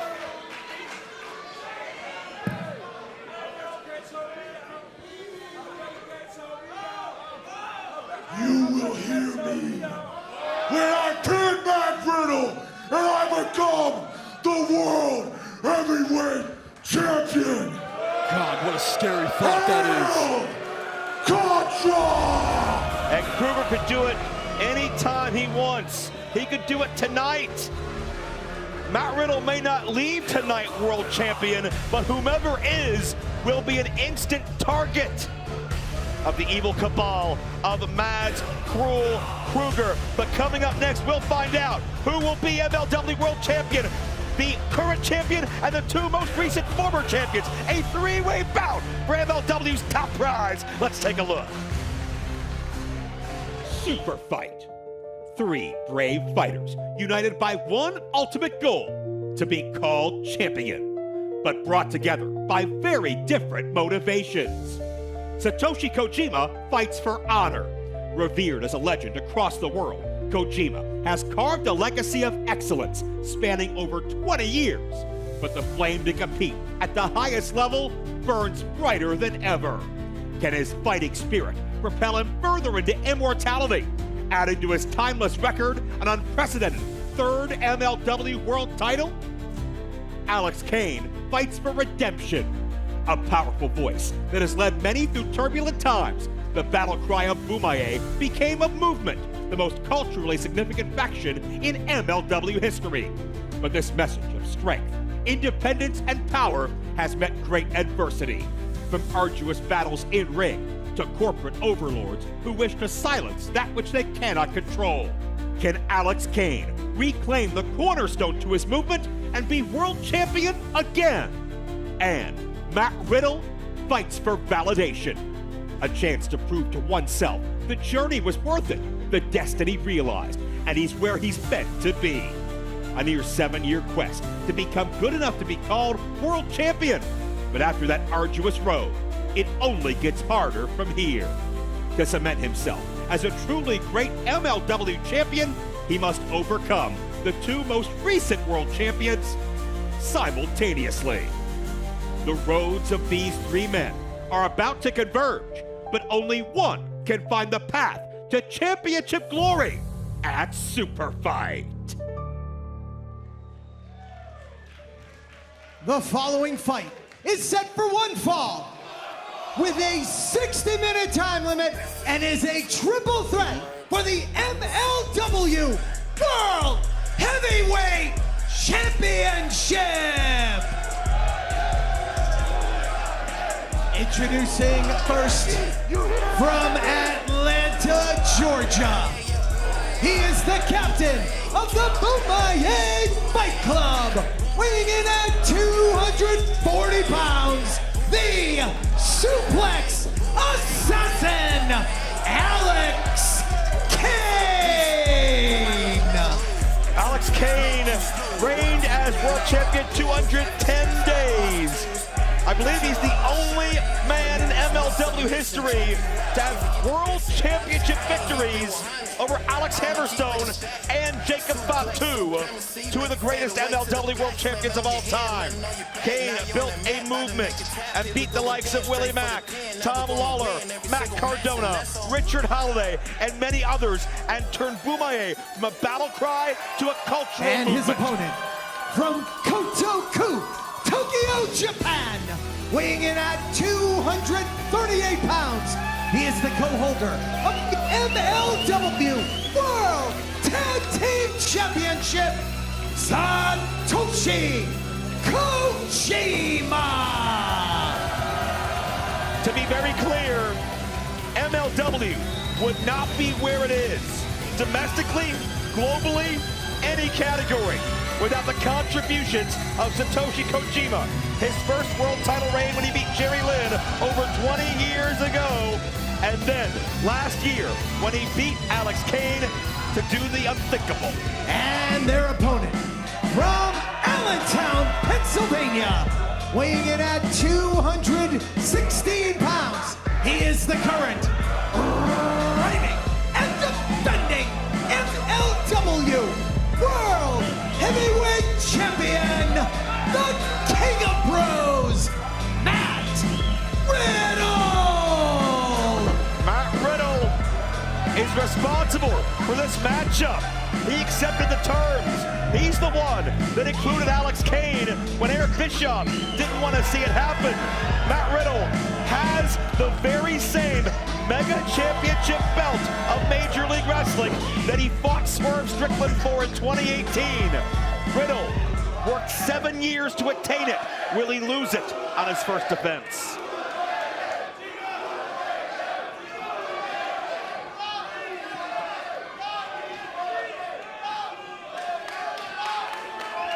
These three men know this world title so well.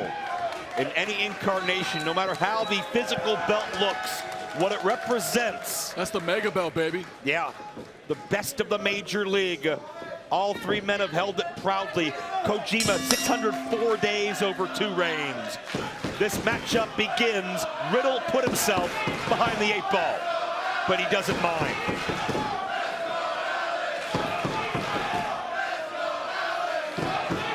Sold out crowd here in Atlanta, Georgia, torn between these three men and who they're rooting for. Riddle rallies the troops. In my research, I only found one other 3-way matchup for the MLW World title. This is rare. This is special. It's a big fight feel as the Bumaye troops now begin to sound off. Well, if you research it, it's got to be true. Chat GP Joe. I know everybody loves bread. Everybody loves Kojima. Only one MLW World Champion before Kane out of the box with a spear right from the jump. Really smart there by Kane, able to take the champion down from a vertical base onto his back and now attacking Riddle.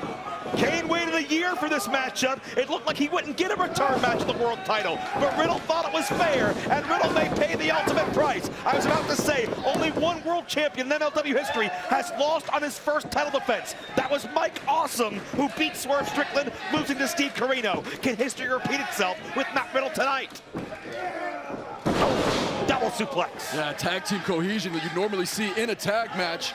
Kojima and Kane smartly trying to disable the champion from defending himself. If either Kojima pins Kane or Alex pins Satoshi Kojima, they'll become champion. And now we revisit SuperFight 5 a year ago when it was Kane and Kojima for the world title. Kojima won that second historic reign. Do you think Kane's at a disadvantage because of his dust-up with Eric Bischoff earlier, having to warm up and dress in the parking lot, in his car, rather than get locker room access? Yeah, if you're asking about the mental state, mental health tonight of Alex Kane, a ton of distractions. I don't really know what Eric Bischoff, the beef that he has with the former champion Alex Kane, but over and over again he seems to pick on Kane. I can tell you what it Kane is. calling him a jive turkey earlier tonight. I agree with Kane. As Kojima chops away at anything moving, it's because Kane is not a subordinate. Kane will not yet yes sir, no sir, the boss, just because Bischoff's the executive producer. Kane has always spoke his mind, and Bischoff has never liked that, if you look through history. Yeah, that's a great point, Joe. As now, look, the former world champion, Satoshi Kojima, looking to go high risk, but it was Riddle there. Johnny on the spot. Wow! Nasty landing for Satoshi Kojima, who rolls onto the outside to try and catch his breath. This is a one-fall contest. There will be no eliminations. The first ever time 3 MLW world champions have shared the ring as Riddle connects high with a knee. Yeah, that zip-cord knee from Matt Riddle, able to stand there, pick up the knee, and now Riddle falls in. Big forearm and a suplex for the suplex assassin, now on his back. Yeah, Kane hoisted by his own petard as Riddle comes through with a penalty kick. Proton, great height. Riddle could do this here, one-fall matchup, and Kane kicks out. You know, Christian, you want to talk about insubordination. Certainly Matt Riddle is on Eric Bischoff's hate list as well. Not just from what we saw in Eric's office earlier, but Eric was upset that Riddle even made this matchup. Let Alex Kane back in. Riddle called his own shot, and Bischoff, it's certainly stuck in his craw. Riddle has been another enemy at the top of Eric Bischoff's list, and you gotta wonder who Bischoff, Kane released German suplex. You gotta wonder what's going through Bischoff's mind watching this fight. Wait a minute, Kane just dropped Riddle. That'll do it. Markham Kane gets an ear fall. Yeah, Kane with that angle slam, landing all of it. You know, Kane is a suplex assassin, but he can really attack you with many different styles, able to hang in there with just about anybody as Alex Kane. Tonight, he looks to regain his world championship. Riddle, those long legs, able to clasp in a triangle on Alex Kane. This won't be a submission, it's in the ropes, but Kane sent to the outside. Mr. Thomas, Kevin Knight, Faye Jackson will be a Fight Club cheering him on, but Riddle is just in another zone right now. Yeah, right there, looking for the springboard, but caught by Satoshi Kojima. Kojima now able to muscle up Riddle, and down he goes. Yeah, Riddle tried to hang on to the ropes. He had an idea in mind to go the other way, but that's really the art, the strategy of a three-way matchup is to pick your opportunities. Seize your moments when your opponents aren't paying attention. That's why Kojima's the veteran, 30-plus years. He has held every top championship in Japan, New Japan, All Japan, Noah, and that is a short list of men who have done it. Look at Kojima now. Oh, but he has to get eyes in the back of his head as Alex Kane able to disrupt that fight in the top turnbuckle. Now Kane's gonna go up and try to do some damage on the world champion. Alex Kane, desperation, his body language, but Kojima, the smart fighter, and the strategy, folds up Kane. But Kojima, I don't think could keep the balance on top of Kane to get the fall and the leverage he needed. But all 3 men suffering from that impact.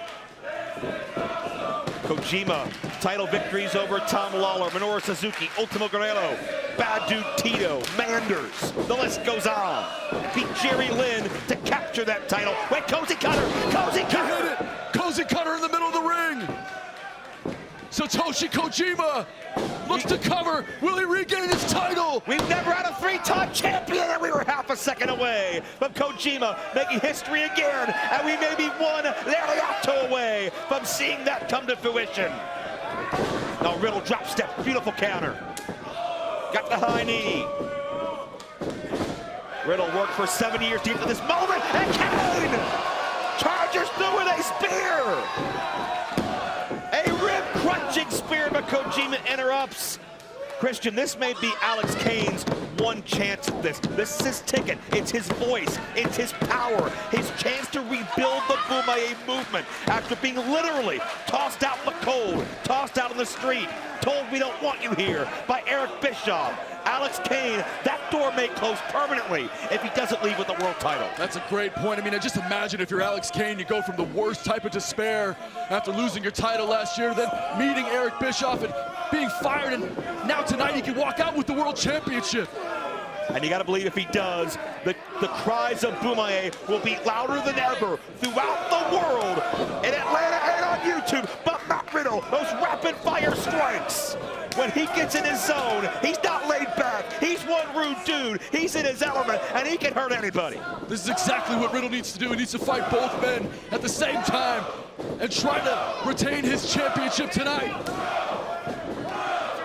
Those round kicks are rocking Kane and Kojima, and the long legs keeps Riddle out of punching range, but Kane caught the foot. Oh my goodness! And that's an abbreviated lariat, but certainly not all of it. Not a Kojima specialty. And Kane capitalizes and jumps him with a release suplex, and Riddle with a knee. Kane's down. Kane can be knocked down. Riddle pinned him. Here is your winner, and still MLW World Heavyweight Champion, the King of Bros, Matt Riddle!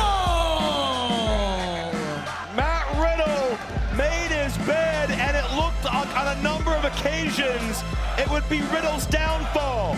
But Riddle overcomes the two most recent and two of the greatest world champions we have seen in the Major League. He is not a fluke. He is not a one-hit wonder. Matt Riddle has arrived, and he's here to stay. That is one title defense in the books for Matt Riddle. Tonight, successful defending that MLW mega belt against not one but two men. What a night. What is this? Very impressive, Matt. Very, very impressive. I always enjoyed your work. Love watching you in the ring. So much so that, I've got an idea. I mean, you took it upon yourself. Very aggressive move on your part, by the way. Somewhat admirable. You bring a guy back that I previously fired because you thought it was a good idea. You come in, you and Tom, you trash my office, smoke the place up because you thought, why not? There's nobody using the room. I guess, gotta admire your aggression.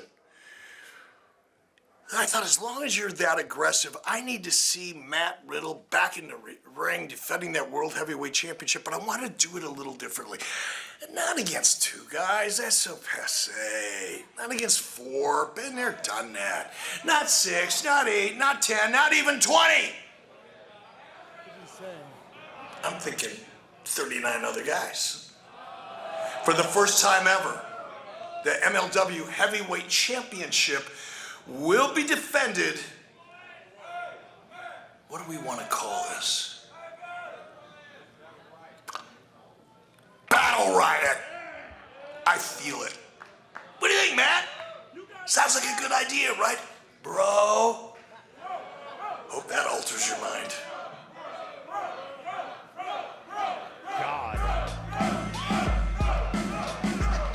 Cut the music.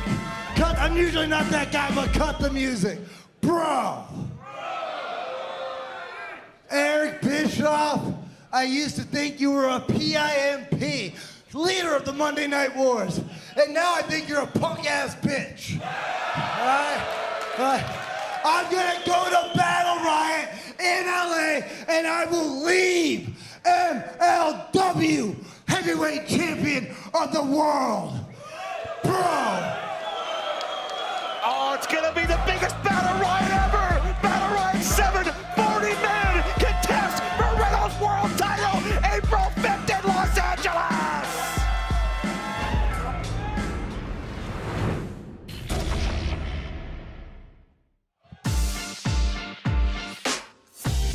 On April 5th, the MLW World Heavyweight Champion Matt Riddle faces a colossal challenge. For the first time ever at Battle Riot 7, Matt Riddle puts his World Championship on the line against not one but 39 formidable foes. He's teetering! No, don't do this! This is absolute chaos. Legends, mystery combatants, surprises, all fighting for one singular goal, his title. Can Matt Riddle survive his greatest challenge, or will a new champion be crowned? 40 ferocious fighters, one match. MLW Wrestling presents Battle Riot 7, live from Los Angeles, Saturday, April 5th on YouTube.